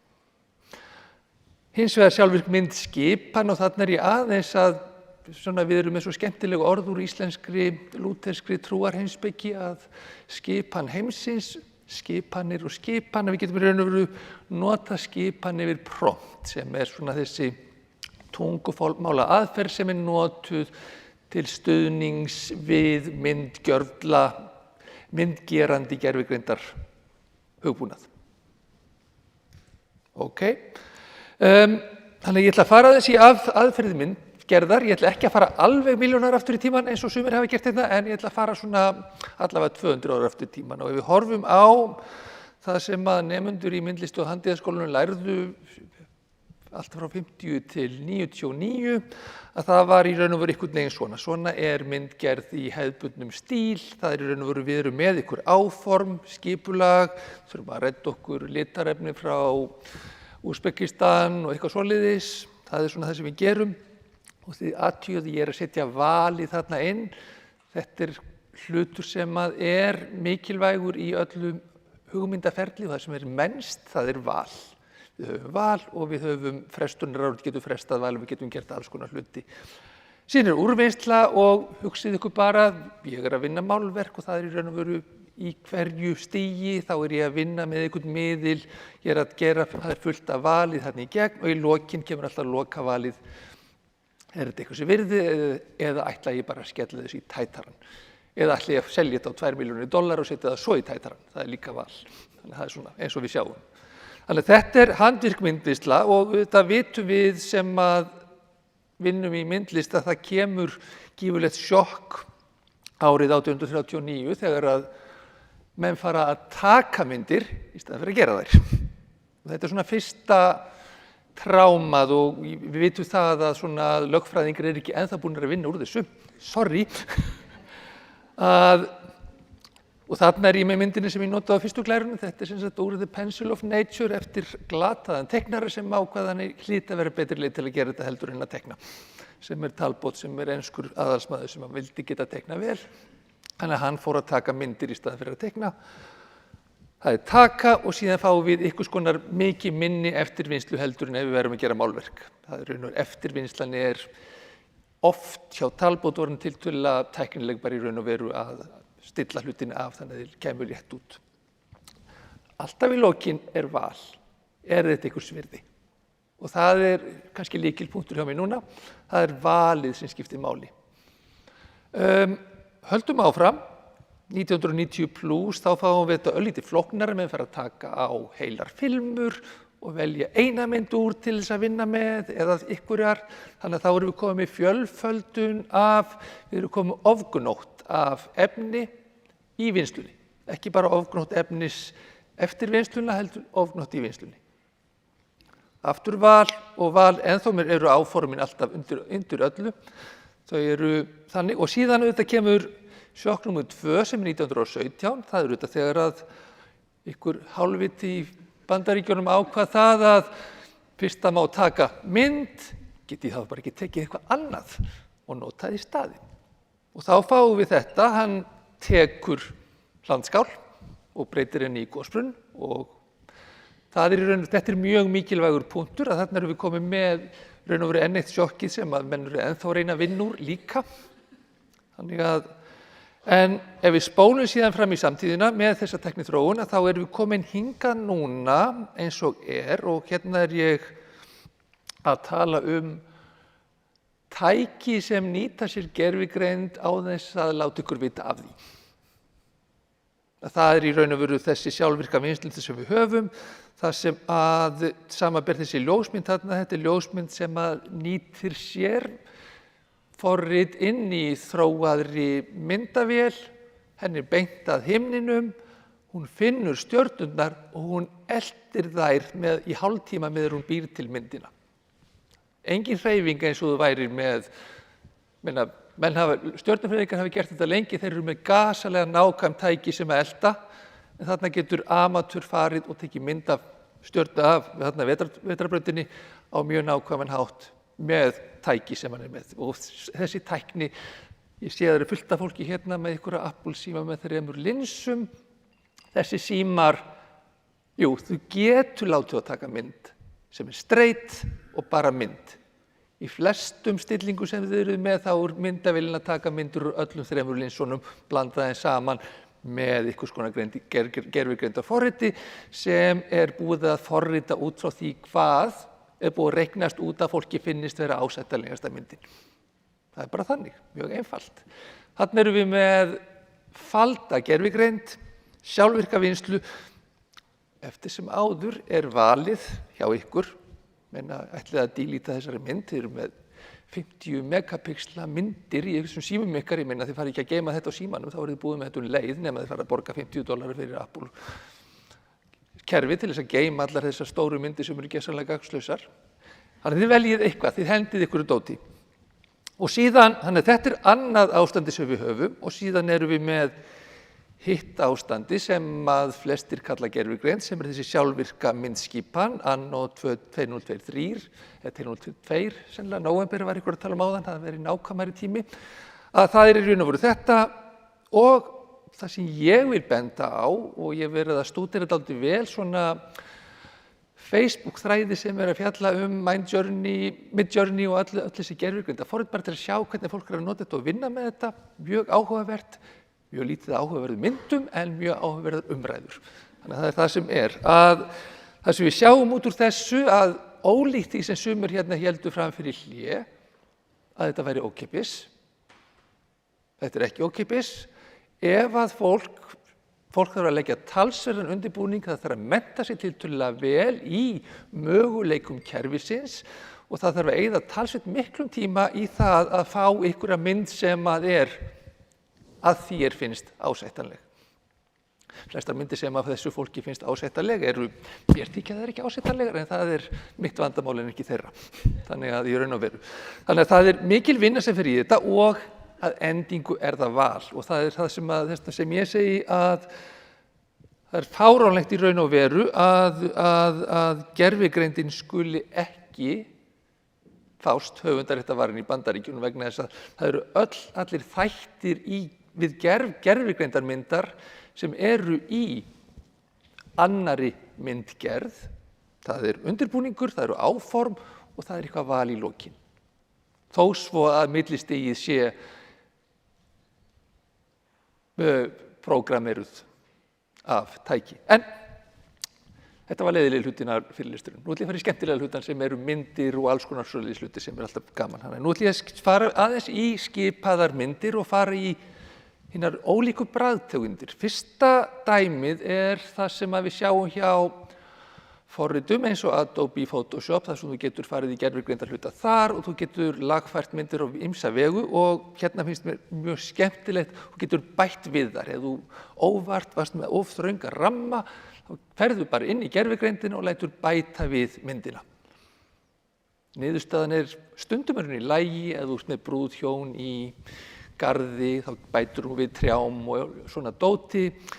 Öðrum tilfellum eins og hér, þá þetta dálítið spes. Bíllinn þarna við hliðina á, gervigreindin les að það lítur að vera rigning, víst þau eru með poka á höfðinu, en það brjálæðisleg rigning í kringum þau. Og síðan eitt sem ég finnst alltaf skemmtilegt við þessa þjálfun gervigreindar, þegar ég var að kenna módultekník í gamla daga, erfiðasta við að kenna módultekníku við þjálfun, nú tölum við þjálfun, að kenna fólki að gera hendur. Og það enn sem komið, í þessum beta-útgáfum sem við höfum að gervigreind, hendur eru agalegar. Og ég sé á þessum þráðum að flestir til þess að gera hendurnar almennilega þá þurfa að photoshoppa inn í nýjar hendur alltaf á myndina. Sjáum við á konu þarna með bikarann sinn, hún afar sérkennilega anatómíu. Hendir sem heldur á regnhlífunni mjög skrítin líka og svona síðan þarna hverfið sem lítur alveg alltaf út á upprunalegu myndinni, ef þú horfið á húsið þarna vinstra megin, að það allt í einu orðið algjört slömm út. Þannig svona, hún að reikna út hvernig sirkabát svona myndir og ég grunum út frá því sem vorum að heyra í áðan, að slömmið sé kannski komið út af því að þetta fólk ekki alhvítt á hörund, hlýtur að vera í slömmi, til dæmis. Það þessi bías í myndunum, við vitum það. Annað dæmi hérna, þetta dálítið skemmtilegt, þarna sjáum við hvernig hægt hvernig menn að endurvinna gervigreindarmyndir. Þarna mynd sem við sjáum þarna Midjourney interfaceið. Þarna hann búinn að búa til mynd af manni í stadium og hann kann ágætlega við myndina af manninu sjálfum, hún líst ekkert á restina, þannig að hann maskar hann af og lætur búa til ólíkar myndir af þessum manni við ólíkar aðstæður. Gasalega þægilegt og auðvelt. Þetta sama og þið að gera þegar þið eruð í Zoom og að nota gervigreindina til þess að setja eitthvað á bak við ykkur. Hún búin að finna út hver þið eruð og hún gerir þetta fyrir ykkur. Næsta dæmi elska ég, það þegar fólk að taka eigin ljósmyndir og setja þær inn í gervigreindarfróðurinn til þess að fá aðra möguleika. Og þessi finnst mér skemmtilegust af því að þetta fáránlegasta dæmi sem ég nokkurn tíma séð. Þarna tekur maðurinn ljósmyndamanni, sem myndin vinstra megin eftir ljósmyndarann. Hann búinn að breyta henni í gervigreindarforriti í miðmyndina.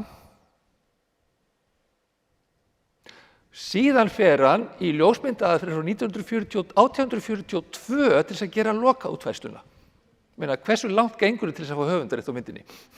Hann alveg safe, þessi maður, en hann fer í raun og veru, hann fer alveg út frá gervigreindinni yfir í algjörlega hinvinkilinn í púra analóg ferli.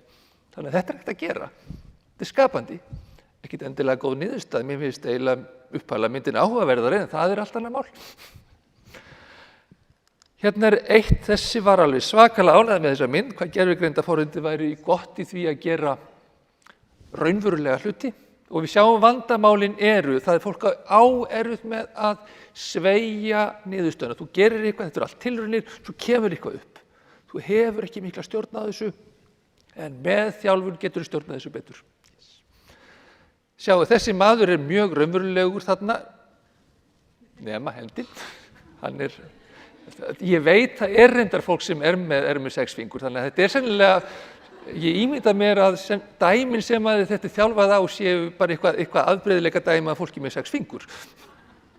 Þannig að þetta svona dæmi þetta, nú þarf ég að fara að klára þetta, tökum þessa konu. Þessi ljósmyndari var líka, hann náði að gera svona stúlku í sjávarbyggðum á Shetland Islands og kemur vel út, en hann kvartar yfir því að hann eigi mjög að þetta var það næsta sem hann komst því að búa til venjulega mannesku. Það bæjas í þessum gervigreindarforritum, þau eru greinilega að taka inn allt of mikið af módelmyndum, af því fólk vill fá módelmyndir, þannig að ljósmyndarar sem vilja gera eitthvað sem ekki eins og módel, það gífurlega erfitt. Þannig að þetta svona sérkennilegur hlutur, eins og segir, þessi tækni takmörkuð, henni fer fram.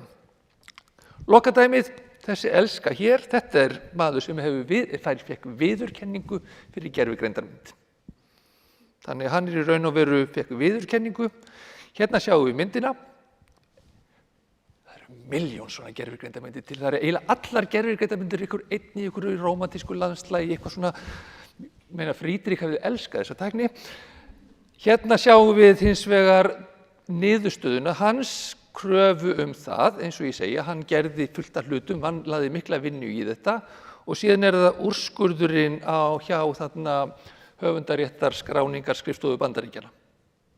Og þar, við vitum það að höfundaréttar skráningar skrifstofur, þó hugmyndin hafi verið svo að ljósmyndir eða sjálfvirk verk, almennt séð væri ekki höfundaréttarvarin, þá eru þau öll höfundaréttarvarin. Þau þora ekki að gera listrænt mat á ljósmyndum. Þarna fenguðu allt í einu eitthvað sem þau gátu skorið úr beint, en ég held að þetta myndi alveg virka fyrir þetta líka, nákvæmlega sömu rök. Hann skrifar mött, ekki einu svona nafni sitt á hlandskálina. Þannig að ég hugsa að Duchamp fengi þetta ekki varið núna. Síðasta kannski dæmi svona hvar höfundaréttur, mér finnst að gervigreind eigi að vera höfundaréttarvarin, ég held að það sé ekki spurning út frá þessu rökum. Spurningin hér. Þarna við dæmi og þetta meira sem mjög óvinsælt í þessum Facebook-grúppum, það þegar að fólk að biðja myndir sem eru eins og verk eftir ákveðin listamann.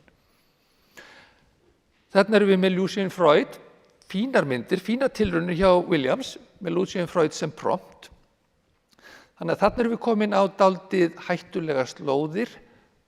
Á móti kemur að þetta eru sennilega þau verk sem við getum ekki rakið verkin sem fara inn í treiningprogrammið, en þegar fólk biður eitthvað, þá það fullkomlega reykjanlegt. Þannig að þarna geta höfundaréttarsamtökin beitt sér vel að fá í raun og veru eitthvað. Það verið að reka mig út af sviðinu sem líka mjög fínt. Takk fyrir í bili.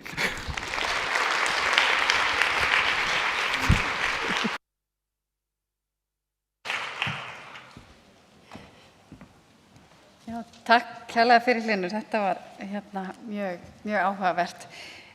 Nú erum við komið að hringborðsumræðunum, við erum með frábæran panel eða fólk í pallborði, bara gjörðu svo vel, gangi á svið og ég með reyndar langan texta helstu afrek þeirra, en ég að hlífa ykkur við því og heldur bara að segja ykkur við erum með Kjartan Ólafsson sem tónskáld og framkvæmdastjóri Kalmus, Sigríði Hagalín Björnsdóttir, rithöfund og blaðamann, Kötlu Áskisdóttir sem viðskiptaþróunarstjóri hjá máltækni fyrirtækinu Miðeind, Rósu Dögg Þorsteinsdóttir hönnuð og stjórnarformann miðstöðvar hönnunar og arkitektúrs, Láru Herborg Ólafsdóttir sem lögmaður og sérfræðingur í tækni og hugverkarétti, Björn Ingadóttir framkvæmdastjóra Spakmannsbjara hönnuður og kennari og Helgu Voge tækniþróunarstjóra Mobilitus og gjuggari.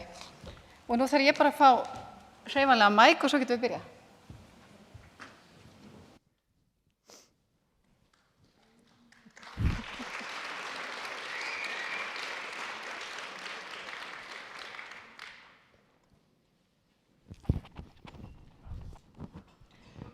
Gaman að sjá ykkur hérna öll. Þetta ekkert smá flottur panel.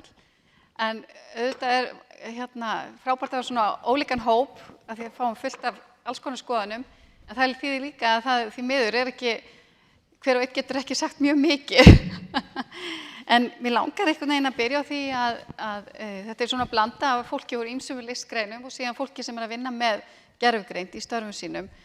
Og ég held kannski að mikilvægasta spurningi fyrst mér svona að skoða, eftir það sem við erum búin að hlusta á í dag, hvað haldið þið að sé svona helstu áskoranir og tækifæri þegar kemur að gervigreind og skapandi greinum og ef ekki bara byrja hérna á röðinu og fara svona. Já. Gjörðu svo vel. Það svona athyglisverðasta einmitt það sem að... Kannski ég segi þetta er Rósa. Já, afsakið, ég er Rósa. Ég kem úr hönnunargeiranum, arkitektageiranum og svo áhugavert að heyra í Bandaríkjunum að það er ekkert hugverkavarið sem er gert með einhverja hluta úr gervigreind. Nú veit ég bara, þú veist, bara eina stærstu til dæmis arkitektstofum í heiminum, Saadít, þau segjast nota 10–15% af svona,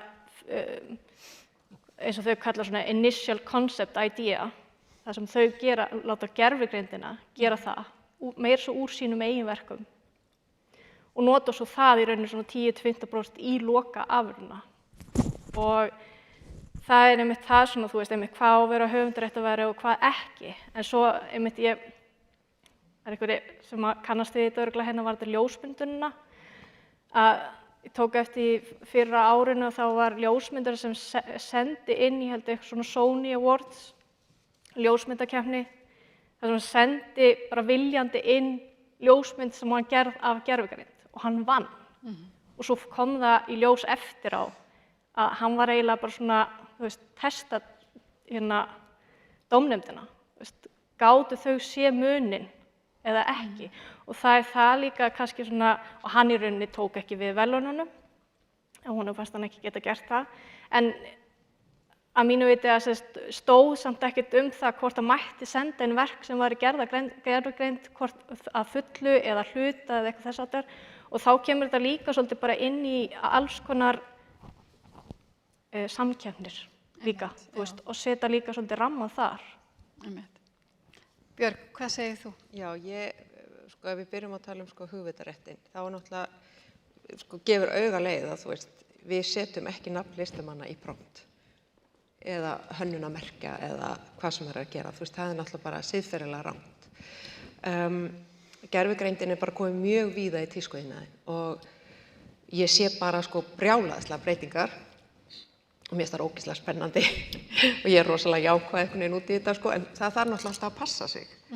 Og þetta er ekkert létt að nota þetta, en það er hægt að ýta undir alls konar sköpun, en það þarf síðan alltaf að vinna sjúklega mikið með það áfram. Þú ert bara að koma þig kannski að stað eða greina eitthvað eða þú veist, þetta er notað til að sjá fyrir einhverja hegðun og þú vilt þá kannski fara í hina áttina eða þú veist, þetta er alls konar, þetta er bara verkfæri sem að ég held að verði bara og þurfa að nota og ég sé svona tækifæri til dæmis fyrir lítil fyrirtæki að við höfum allt í einu, þetta er erfitt með manpower, meðan við getum fara að setja gervigreindar módelin á netsíðunar okkar og við búum til módelin. Þannig þú veist, þetta er ótrúlega margt spennandi að gerast og þetta er líka svona verkværi sem dregur úr sóun og gagnsæi. Það er rekjanlegt hvaðan vörurnar okkar koma sem að ýtir undir sjálfbærni og upplýstar ákvarðanir hjá kaupendum sem að er allt bara mjög gott og auðvitað er alls konar automatist líka í þessu og við höfum örugglega eftir að fá fullt af einhverju drasli. Það er bara pendullin fer svona og svo einhvern veginn lærum við á þetta. En tækifærin eru mikil og ég held einmitt fyrir svona lítið land eins og Ísland sem að er ekki verksmiðjur og við erum ekki með stóra markað og við höfum, það er milljandi tækifæri þarna úti núna. Við getum verið í tölvuleikjaheiminum, gert venjuleg föt, þetta er allt einhvern veginn að samþáttast á svo skemmtilegan hátt og mér langar svolítið líka að pæla hans í því eins og Hanna Kristín var að tala þú veist, með skólan og allt þetta, mist að við þurfum einmitt að passa einhvern veginn að við sem erum kannski með þessa gömlu kunnáttu, við þurfum svolítið passa sko að yfirfæra hana yfir í tæknina svo að verði ekki svona eitthvað svona bil og eitthvað gleymist og útþynnist. Af því að í rauninni getum við nýtt þetta gamla og ég held að verði þannig að þeir sem að fara svolítið að tileinka sér þessi verkfæri og kunna gömlu hefðbundnu aðferðirnar og gamalt handverk og alls konar, þeir verða bara betra að nota þetta. Það eru þeir sem eftir að blómstra, en ekki svona vera hrædd við þetta. Já, góða punktur. Sigríður, ég veit að þú ert að skrifa bók Guð og gervigreind. Já, hún reyndar tilbúin að mestu. En mér langaði líka kannski sérstaklega að spyrja þig sem rithöfunda því að nú búið að vera mikið í umræðunni síðustu daga talandi þýðingar á ritverkum og hvort að gervigreindin ýti út þýðendum eða slít. Kannski koma aðeins inn á það líka. Bara kannski fyrst, það sem er kannski mjög áhugavert að koma hingað, ekki síst, það er að heyra hvað þetta blasir rosalega misjafnlega við mismunandi listgreinum og skapandi greinum og hvað þetta kemur einhvern veginn svona mismunandi á okkur. Ég er kannski fyrir 2 stéttir, bæði fyrir blaðamenninu og líka fyrir rithöfundunum. Og þú veist, blaðamennirnir eru spenntir fyrir þessu. Það er alveg bara rosa mörg tækifæri þó það sé ógnir líka. Það er rosalega spennandi til dæmis að geta tekið gervigreindina og sett hana á einhverja bara svona stóra gagnakorpusa, bara tekið fjárlagafrumvarpið eða fullt af alþingisræðum og fengið bara gervigreindina til að greiða úr þessu og þá er þetta að skrifa bara orginal flotta frétt upp úr því og spara sér rosalega mikla vinnu. Þetta er bara fullt af möguleikum í þessu. Og þegar það kemur að kannski rithöfundunum og bókabransanum þá sko ég held að gervigreindin er engin ógn per se. Það sem er raunveruleg ógn, það er heimska og græðgi mannanna. Og það er það sem okkur raunverulega stafar hætta af. Við erum ekki í neinni hættu að gervigreindin fari eitthvað að sko skrifa betri texta eða þýða betri bókmenntateksta heldur en mennirnir. En hún getur hins vegar í röngum höndum kippt algjörlega efnahagslegum forsendum undan okkur. Þannig að það borgi sig ekki lengur að gefa út góðar bókmenntir af því að draslið hafi tekið yfir. Eða til dæmis eins og við sjáum núna með þýðendurna, Storytel tekur ákvörðun það, virðist hafa verið, að hætta að nota mannlega þýðendur að miklu leyti og fara í staðinn að nota vélþýðingar og reynir þá að ráða þýðendurna til að fara yfir þessar vélþýðingar á miklu lægri texta væntanlega og þetta er miklu leiðinlegra og erfiðara og mögulega langdregnara verk heldur en það að þýða textan orginal og þetta er umverulega ógnin sem við stöndum frammi fyrir að til dæmis eins og bara sagan sem var sögð hérna áðan af bókmenntaverkinu sem hægt að, þú veist, panta fyrir $4. Ég meina, það er ekki merkilegt. En ef þú ert bara að leita þér að einhverju til þess að hlusta og meðan þú ert í uppvaskinu eða eitthvað svoleiðis, þér er nokkurn veginn sama bókmenntalegt gildi þess, þú vilt bara láta hafa ofan af fyrir þér og þetta er gervitexti sem er kannski þýddur af gervigreind og lesin með gerviröld. Og svo eini sem fær eitthvað borga fyrir það er einhver kall í Kaliforníu sem borga fyrir það. Í staðinn gætur verið að kaupa alvöru bók sem hefur verið samin af alvöru rithöfundi og þú gætir verið að leggja eitthvað inn í þetta hagkerfi. Þannig ég held að við sjáum það bara núna, ég var bara það fyrst síðast sem ég gerði þegar ég kom hingað í dag, það var að skrifa undir undirskriftarlista hjá franska rithöfundasambandinu sem er að fara í gang með svona manifesto gegn gerviþýðingum eða vélþýðingum í bókmenntum. Við sjáum það að ég held að séu sænsku rithöfundarnir sem eru alvarlega íhugað það bara að fara í verkfall út af því að það vantar einhverja reglur og einhvern ramma í kringum gervigreindina og bara eins og Bandaríkjamennirnir eru náttúrulega að fara í mál við gervigreindarfyrirtækin af því að það virðist vera sem þau séu byggð á stolnum hugverkum þeirra.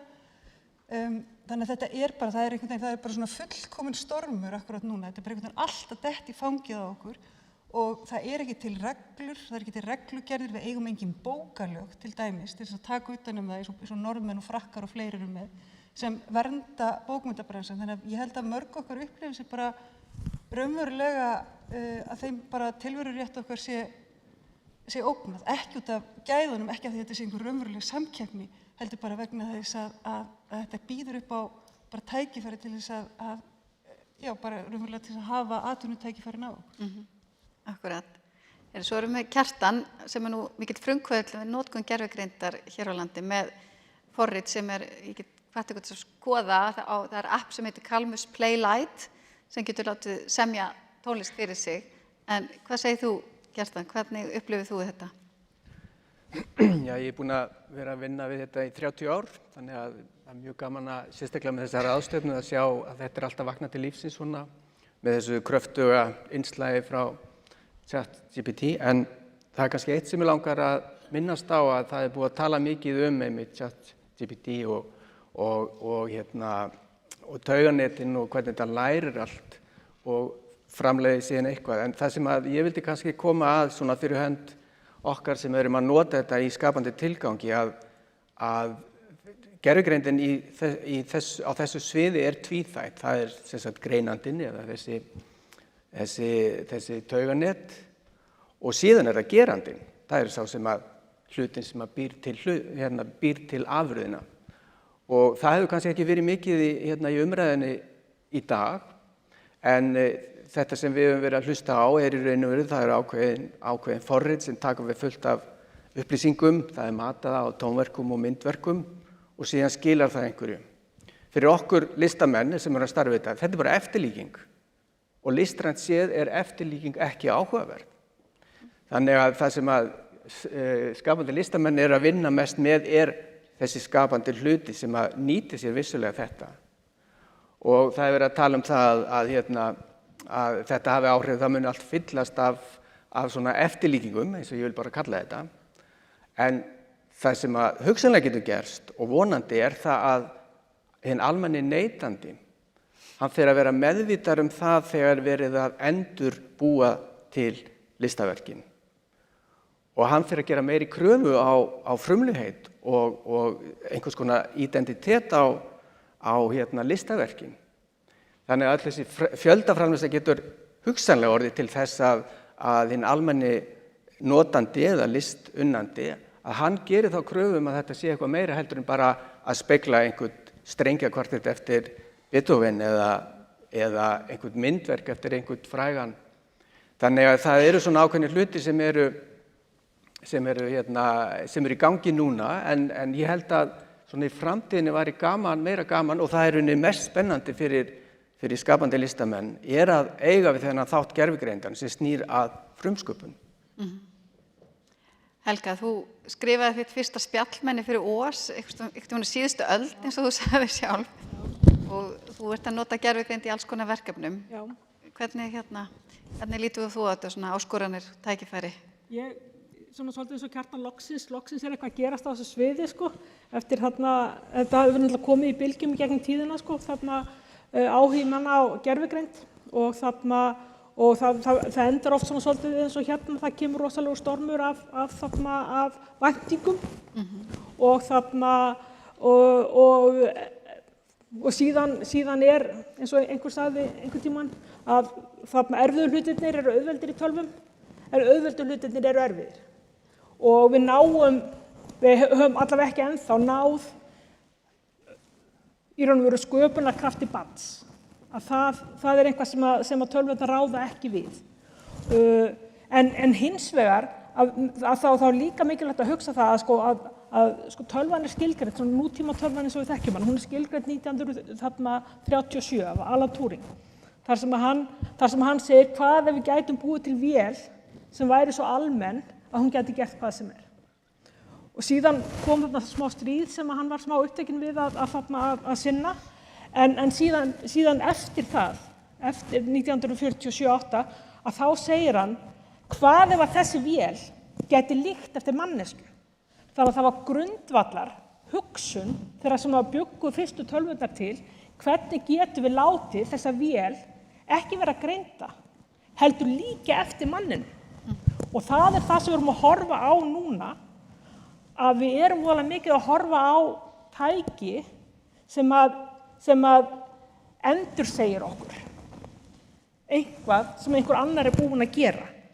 Og það er þessi sköpun sem þetta creativity í barninu sem býr til ný orð eða teiknar nýjar myndir, að þetta veit ekki, það er ekki búið að segja því hver kassin er. Og við sjáum það ekkert í tölvunni, ekki nema Kjartan sem er kannski farin að vinna með það, en það er ekki sú hlið sem snýr að almenningi og það það sem að menn að tala hvernig texti og list verður flöt af því að hún meðaltal af því sem hefur komið á undan. Og þegar við getum, og ég held að við getum, þegar við getum virkjað sköpunarkraftinn og búið til tæki sem að skapar eitthvað, sem að býr til eitthvað sem okkur hefur ekki dottið í hug sjálfum, að þá opnast nýjar vittir. En kannski þurfum við þá líka tæki sem ekki eftirlíking og eftirherma af mannesku, heldur eitthvað sem nýtir þá eiginleika sem að tölvan hefur, en ekki eftirlíking af manninu sem ekki hefur tilfinningar, ekki hefur líkama, óttast ekki dauðan, skilur ekki upphaf lífsins og þetta allt saman. Lára Herborg, þú ert lögmaður og sérfræðingur í hugverkarétti og ákveð kannski að spyrja þig aðeins annarra spurningar en að því að við vorum áðan með erlenda fyrirlesara að segja okkur aðeins frá hvernig, hvað í rauninni við erum í ákveðnu svartholi, það ákveðið tómarúm þegar kemur að lögum og reglum þetta, við erum einhvern veginn svona langt á eftir, en ég veit að þetta kannski erfið spurning, en sko, hvaða ráð myndið þú hafa til okkar sem erum að vinna í listum, hvað eigum við að krefjast af okkar stjórnvöldum til dæmis, hvaða stefnu á að taka í þessu, hvernig eigum við að reyna að, þetta alveg rísa spurning, þú fær Nóbelsverðlaunin ef þú getur svarað þessu. Stjórnvalda, akkurat, nei, þetta bara kannski til þess að byrja að segja, þetta búið að vera alveg ótrúlega áhugaverðir fyrirlestrar og einmitt úr mjög mörgum áttum og eins og Sigríður sagði, það mjög gaman að sjá hvað mismunandi geirar sjá þetta með mismunandi hætti. Sérstaklega því þegar maður hugsa að maður var að koma í dag að þetta nú kannski bara allt, kannski frekar í eina áttina, bara alls ekki.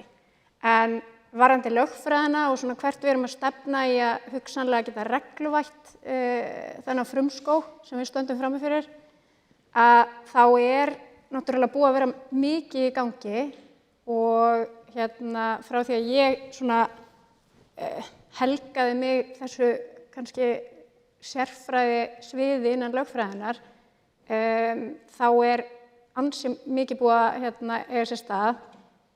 En það sem að ég ætla kannski að fá að snúa þessu aðeins við og akkurat kom inn á það sem þið eru búin að vera að ræða, að svona frá lögfræðilegu sjónarhorni þá þetta akkurat þetta sem þið eru búin að vera að ræða. Það hver rauði þráðurinn í höfundaréttinum? Það akkurat þetta, það að hvetja og efla til nýsköpunar. Höfundarétturinn þetta mjög rík vernd. Þetta verndar rétthafa í marga áratugi eftir andlát höfundar. Þetta alveg gríðarlega umfangsmikið. Og spurningin þegar það var svona sett á fót þessi konsensus að höfundaréttur ætti að gilda, að þá var hugmyndin einmitt að það þyrfti að hvetja til nýsköpunar og í staðinn þá fengju þá rétthafar tækifæri til þess að ávaxta sína sköpun í takmarkaðan tíma. Og spurningin einmitt núna, við erum að tala heimsku og græðgi og það getur bara hver sem nýtt sér tæknina til þess að skapa eitt og annað. Hversu langt erum við komin frá þessari sköpun eins og við erum að tala um? Og mér finnst umræðan í dag kannski fyrst og fremst búin að snúast mállíkön sem kannski hefur stundum verið nefnt spunagreind og einhverjir hafa verið að tala um eftirgerðir. Fólk ekki alveg svona sammála hvort þetta séu eftirgerðir eða ekki, en hvar sköpunin og eðlilegt að höfundaréttur nái yfir slík verk. Og það alveg rétt að ef að þú ert með verk sem bara algjörlega búið til að gervigreind án nokkurs mannlegs eiginleika, að þá slíkt ekki höfundarétt. Og það svona liggur í hlutarins eðli. En hvenær á það við? Það alltaf einhver skipun. Herru, geturðu samið fyrir mig svona og svona ljóð og geturðu teiknað svona mynd fyrir mig. Hver að eiga skapandi þáttinn í verkinu? Þannig að þetta svona kannski þessi heimspekilegu og stóru lögfræðilegu álitamál og eins og hann doktor Andrés kom inn á í fyrirlestrinum sínum, þá sérstök lög til dæmis í Bretlandi, þar sem að Bretland hefur brugðist við, að vísu að hans sögn hérna árið 1988 þegar umhverfið var allt annað en við þekkjum í dag. En þar var akkurat sett á fót svona hálfgerð sui generis vernd sem sagði að þegar það er engin hérna höfundur, þá er höfundarétturinn fer til þess sem að makes the person that makes the arrangements necessary to create the work. Þá er spurningin líka hver er það? Er það aðilinn sem að þjálfar gervigreindina? Er það aðilinn sem að býr til hérna, gervigreindarforritið eða líkanið? Eða er það hérna aðilinn sem að er að nota forritið og gefa því skipanir? Þetta er bara eitthvað eins og hann sagði, það liggur engin framkvæmd fyrir og við vitum ekki, þannig að maður getur veltið upp, er þetta kannski mikilvægast í þessu, er að þarna er mun takmarkari vernd, hún er bara í 10 ár, en ekki eins mörg ár og hitt, þannig að mjög mikið, ég geti talað allan dag þetta, þetta er svona mitt. Hérna, Katla, þú ert viðskiptaþróunarstjóri hjá Miðeind sem að einmitt kom að þjálfun gervigreindarinnar á íslensku og kannski svo ég spurði svona beint út, já, var búið að, hérna, er gervigreindi búin að lesa allan Halldór Laxness? Nei, ég get reyndar ekki svara til það, því að hérna, við tókum þátt í samstarfsverkefni með OpenAI til þess að reyna að kenna gervigreindin í íslensku og eins og við vitum flestin í dag þá hafa þau verið mjög, farið mjög dult með það hvað á hverju hefur verið þjálfað. Þannig að við vitum það ekki einu sinni. En það er aftur á móti kannski mikilvægt líka að taka fram að þegar að þetta er alltaf að koma, sko, þetta er svo nýtt. Við erum í miðju eldgosinu eða stormsins og í rauninni held ég að fæstir hafi séð fyrir að gervigreindin yrði einhvers konar, það myndi fara í samkeppni við listafólk. Það er eitthvað sem hefur komið svolítið á óvart. Við sáum kannski aðalega fyrir okkur að það yrðu svona styttir ferlar og við myndum einhvern veginn losna undan einhverjum svona leiðinlegum endurtekningarsömum verkefnum í skrifstofuvinnu. En ekki endilega að tónlist eða svona listgreinar sem að við tengjum óhjákvæmilega óbúslega mikið við mannlegri hliðar tilverunar, að þær væri einhvers konar hættu. Og svo náttúrulega bara stöndum við fram fyrir því að þetta er það sem er að gerast og eins og kom fram hérna áðan þá, fólk hefur skoðanir á þessu, það er kannski, þú veist, við kannski lítum ekkert á þetta sem listaverk, þetta er kannski frekar einhvers konar neysluvara, hún getur verið hættuleg sem slík, einmitt, eins og Sigríður talaði að tekjulindum listafólks, en ég held að sé bara mikilvægt að tæknigeirinn og bara þessir ólíku hagsmunaaðilar eigi í lifandi og opnu samtali vegna þess að löggjöfin á eftir að vera, hún á eftir að koma langt á eftir, þú veist, og þá verður kannski bara einhver skaða skeður. Þannig að ég held að þetta málþing hérna í dag er bara frábær leið til þess að opna á þetta samtal og það gagnasett sem hefur komið sérst undan máltækni áætlun ríkisins sem er risamálheildin sem Árnastofnun tók saman. Það er til dæmis unnið að hluta til í samstarfi við rithöfundasambandið. Það er óbúslega lítið af bókatextum í því, ég held að sé 0,6%. Það er aðalega fréttatextar og alþingisræður og þannig að við viljum náttúrulega hafa fjölbreytta texta og ólíka texta í svona gagnasettum.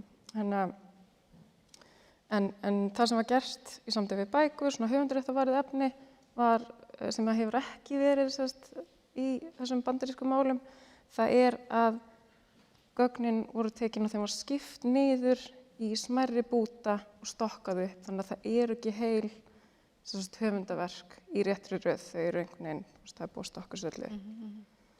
Ég ætla bara að bæta við þetta vegna þess að þetta er nefnilega svo merkilegt með risamálheildina. Þetta er sem sagt árabil þá hefur Árnastofnun sem sagt beðið rithöfunda, þess að það hefur verið svona ætlað samþykki þannig að allar útgefnar bækur, textarnir í útgefnum bókum fara inn í þessa risamálheild og þegar þetta var kynnt fyrir okkur eða allavega fyrir mér á sínum tíma þá þetta þannig, þú veist, Árnastofnun vill bjarga íslenskunni frá stafrænum dauða og hver vill ekki taka þátt í því? Það bara svona, þannig að maður bara, já, gjöru sem taktu alla mína texta og notaði þetta. En svo, sem sagt, vorum við eiginlega bara svona komast að því að þessi risamálheild er svona hluti af samstarfi miðeindar með OpenAI sem byrjaði núna bara í mars eða apríli á þessu ári. Já, reyndar hófst á síðasta ári. Og þó að íslensku bókmenntatextarnir séu bara pínulítið hlutfall af þessari risamálheild, að þá skilst mér að þetta eru sem sagt meiri gæði í bókmenntatekstunum heldur en í því sem búið að vera að skrapa af internetinu úr dómunum og þessu. Þannig að svona hlutfallslega þá hefur þetta töluvert vægi. En hins vegar þá það er að vísa ekkert útlit, ég get ekki ímyndað mér að það sé verið að OpenAI sem byrjaði að nota þessa texta vegna þess að íslensku textarnir sem koma þarna í ChatGPT þeir eru svo lélegir að þeir væru örugglega miklu betri að það væri verið að nota risamálheildina. En þetta bara svona dæmi það að allt í einu bara heimurinn er bara komin á hvolf og hluti sem að skeggst inn á fyrir nokkrum árum og fannst alveg fullkomlega sjálfsagt, hann bara samhengið er orðið allt annað. Við bara lifum og hrærumst í allt öðrum heimi heldur en við gerðum. Já, ég ætla að fá að skjóta inn í hérna að risamálheildin er vegna þess að hérna, þú veist, allt sem að kemur úr máltækniáætlun, það er gefið út undir opnum leyfum og bara eins opnum leyfum og hægt er. Og hérna, risamálheildin er opin og aðgengileg öllum í heiminum, þannig að það er ekki, við afhendum hann ekkert sérstaklega, heldur erum við, það sem við erum að gera er að hérna, koma með gæðamat og þú veist, við erum í kannski öðru heldur en því að fæða gögn inn í risamálíkanið þeirra. En Kjartan, þú varst búin að biðja? Já, ég ætlaði bara, það sem að Lára var að segja hérna með höfundaréttina, því við erum að tala um höfundarétt, með í raun og veru hvar lendir höfundarétturinn þegar tónlist er framleidd, bara tek tónlist er framleidd með aðstoð gervigreindar. Við erum reynda búin að finna svar við þessu, þó að það er bent hérna á einhver sem kemur með svör, hann væri að ljúga, en þetta er þannig að tónsmíðaforrit eins og kalmisforrit sem ég verið að þróa, það byggir á safni algoritma og þessir algoritma þeir taka á tónlistarlegum atriðum eða vandamálum og margt af þessu er byggt á eins og þú veist að nefna í sögulegu samhengi þá er þetta margt af þessu er mjög gamalt. Elsta funksjónin sem tekur á sem er svona kanon, hún er 500 ára gömul. En í tónsmíðum án tölvu þá er verið að nota aðferðafræði. Og eitt gott dæmi það er aðferðafræði frá síðustu öld sem er kennd við 12 tóna sem var mjög svona ákveðið regluverk. Þetta er ákveðin aðferðafræði sem er náttúrulega miklu ferkantari heldur en það sem við erum að gera með gervigreind í dag. En við erum búin að í raun og veru og vitum það að þetta kerfi sem er unnið eftir er ekki höfundaréttavarið. Heldur er það fyrst og fremst það efni sem er settir inn sem síðan er framleitt með þessu kerfi, hvort sem það er tölvuforrit eða aðferðafræði. Það getur verið aðferðafræði frá 17. öld líka. Bach var með mjög ákveðið kerfi. Þannig að við vitum það allavega að aðferðafræðin sjálf er ekki bundin höfundarétti. Það er erfitt að stoppa þetta fólk þegar það komið á stað, en klukkan er orðin 5, en við slum að fá örstutt frá þér Helga og svo örstutt frá þér Björg og svo bíða léttir drykkir hérna frammi. Ég ætla nú að tala um risamálheildina og þarna og eiginlega vera ósamlega sigriði með að það sé of mikið inn í henni vegna þess að ég held að vandamáli við íslensku og það sem er kannski helsta hættan fyrir íslenskan þekkingargrunn er hvaða lítið til af íslenskum upplýsingum á internetinu. Ég sagði ekki að það væri of mikið í því, sko. Þannig að eins og til dæmis íslenska Wikipedia sem nú nota ég Wikipedia mjög mikið, það er ekkert til dæmis skaftaröldaðar. Það er eiginlega ekkert svona sögulegar íslenskar persónur, menn ef þú spyrð þarna ChatGPT eitthvað um íslenska stjórnmálamann, þú veist, Steingrímur Hermannsson, sem var dæmi sem var skrifað með blöðin, að það farið einhvers konar meðaltals stjórnmálamann á 10. áratugnum, formaður Sjálfstæðisflokksins með ESB og eitthvað svona, eitthvað svona sem sko, tölfræðilega alveg hárrétt, en á ekki við eina einustu persónu. Þannig að okkur vantar meira efni, meira af íslensku efni til þess að fóðra kerfið á, af því að eins og einhver sagði hérna áðan, ef þú fóðrar ekki skepnuna, að þá deyr hún. Já, Björg, síðustu orð dagsins. Mér langaði bara svona að segja að það náttúrulega alltaf Ísland svolítið sérstakt land og ef við horfum svona bara frá iðnbyltingunni þá hefur ekkert gengið hérna á Íslandi nema annarkort í skjóli hafta eða með styrkjum. Og þegar við tölum þú veist, áhættu í atvinnuvegum, ég kem úr atvinnuvegi sem að fast fashion bara rústaði öllu, þar sem að tímalaun hjá saumakonu og lágmarkslaunum með launatengdum gjöldum hærri en flík út í búð. Þannig það flókið að vera á Íslandi og það flókið að vera í öllum sem skapandi greinum og vera sjálfstæður eða lítið fyrirtæki. Það ótrúlegar áskoranir alltaf og ég algjörlega með þá hreinu með mína reynslu að fólk á eftir að kaupa bókina og hlusta á hana á ódýru sem bara eitthvað drasl, skilurðu. Fólk vill bara mikið og ódýrt. Það bara manneskjan svoleiðis og ef við höldum áfram ég held áfram að líka svo við fatnað, það allir að drepast úr fötum, það svo mikið til að fötum, það ótrúlega fáir smart, það allir að kafna, föt hafa aldrei kostað eins mikið og þú veist, ég býð eftir aftur og við viljum meira típur og vanda okkur og aðeins að hugsa þetta upp á nýtt, en við erum brjálæðislegt neyslusamfélag og you get what you pay for, þú veist, það bara þannig og þú veist, þetta snýst allt að það kemur svolítið í baki á þér ef allt á ekkert að kosta, þá verða gæðin eftir því. Ég held að þetta voru mjög góð lokaorð. Bara takk Hjálfur og það fyrir.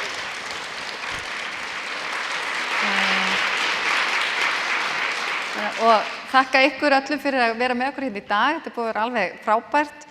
Ég búin að læra mikið og ég vona að þið líka. Takk ykkur kærlega fyrir að vera með okkur hérna í dag. Því afsakið við fórum aðeins yfir tíman, en nú bara að skunda fram og fá sér einn léttan fyrir helgina.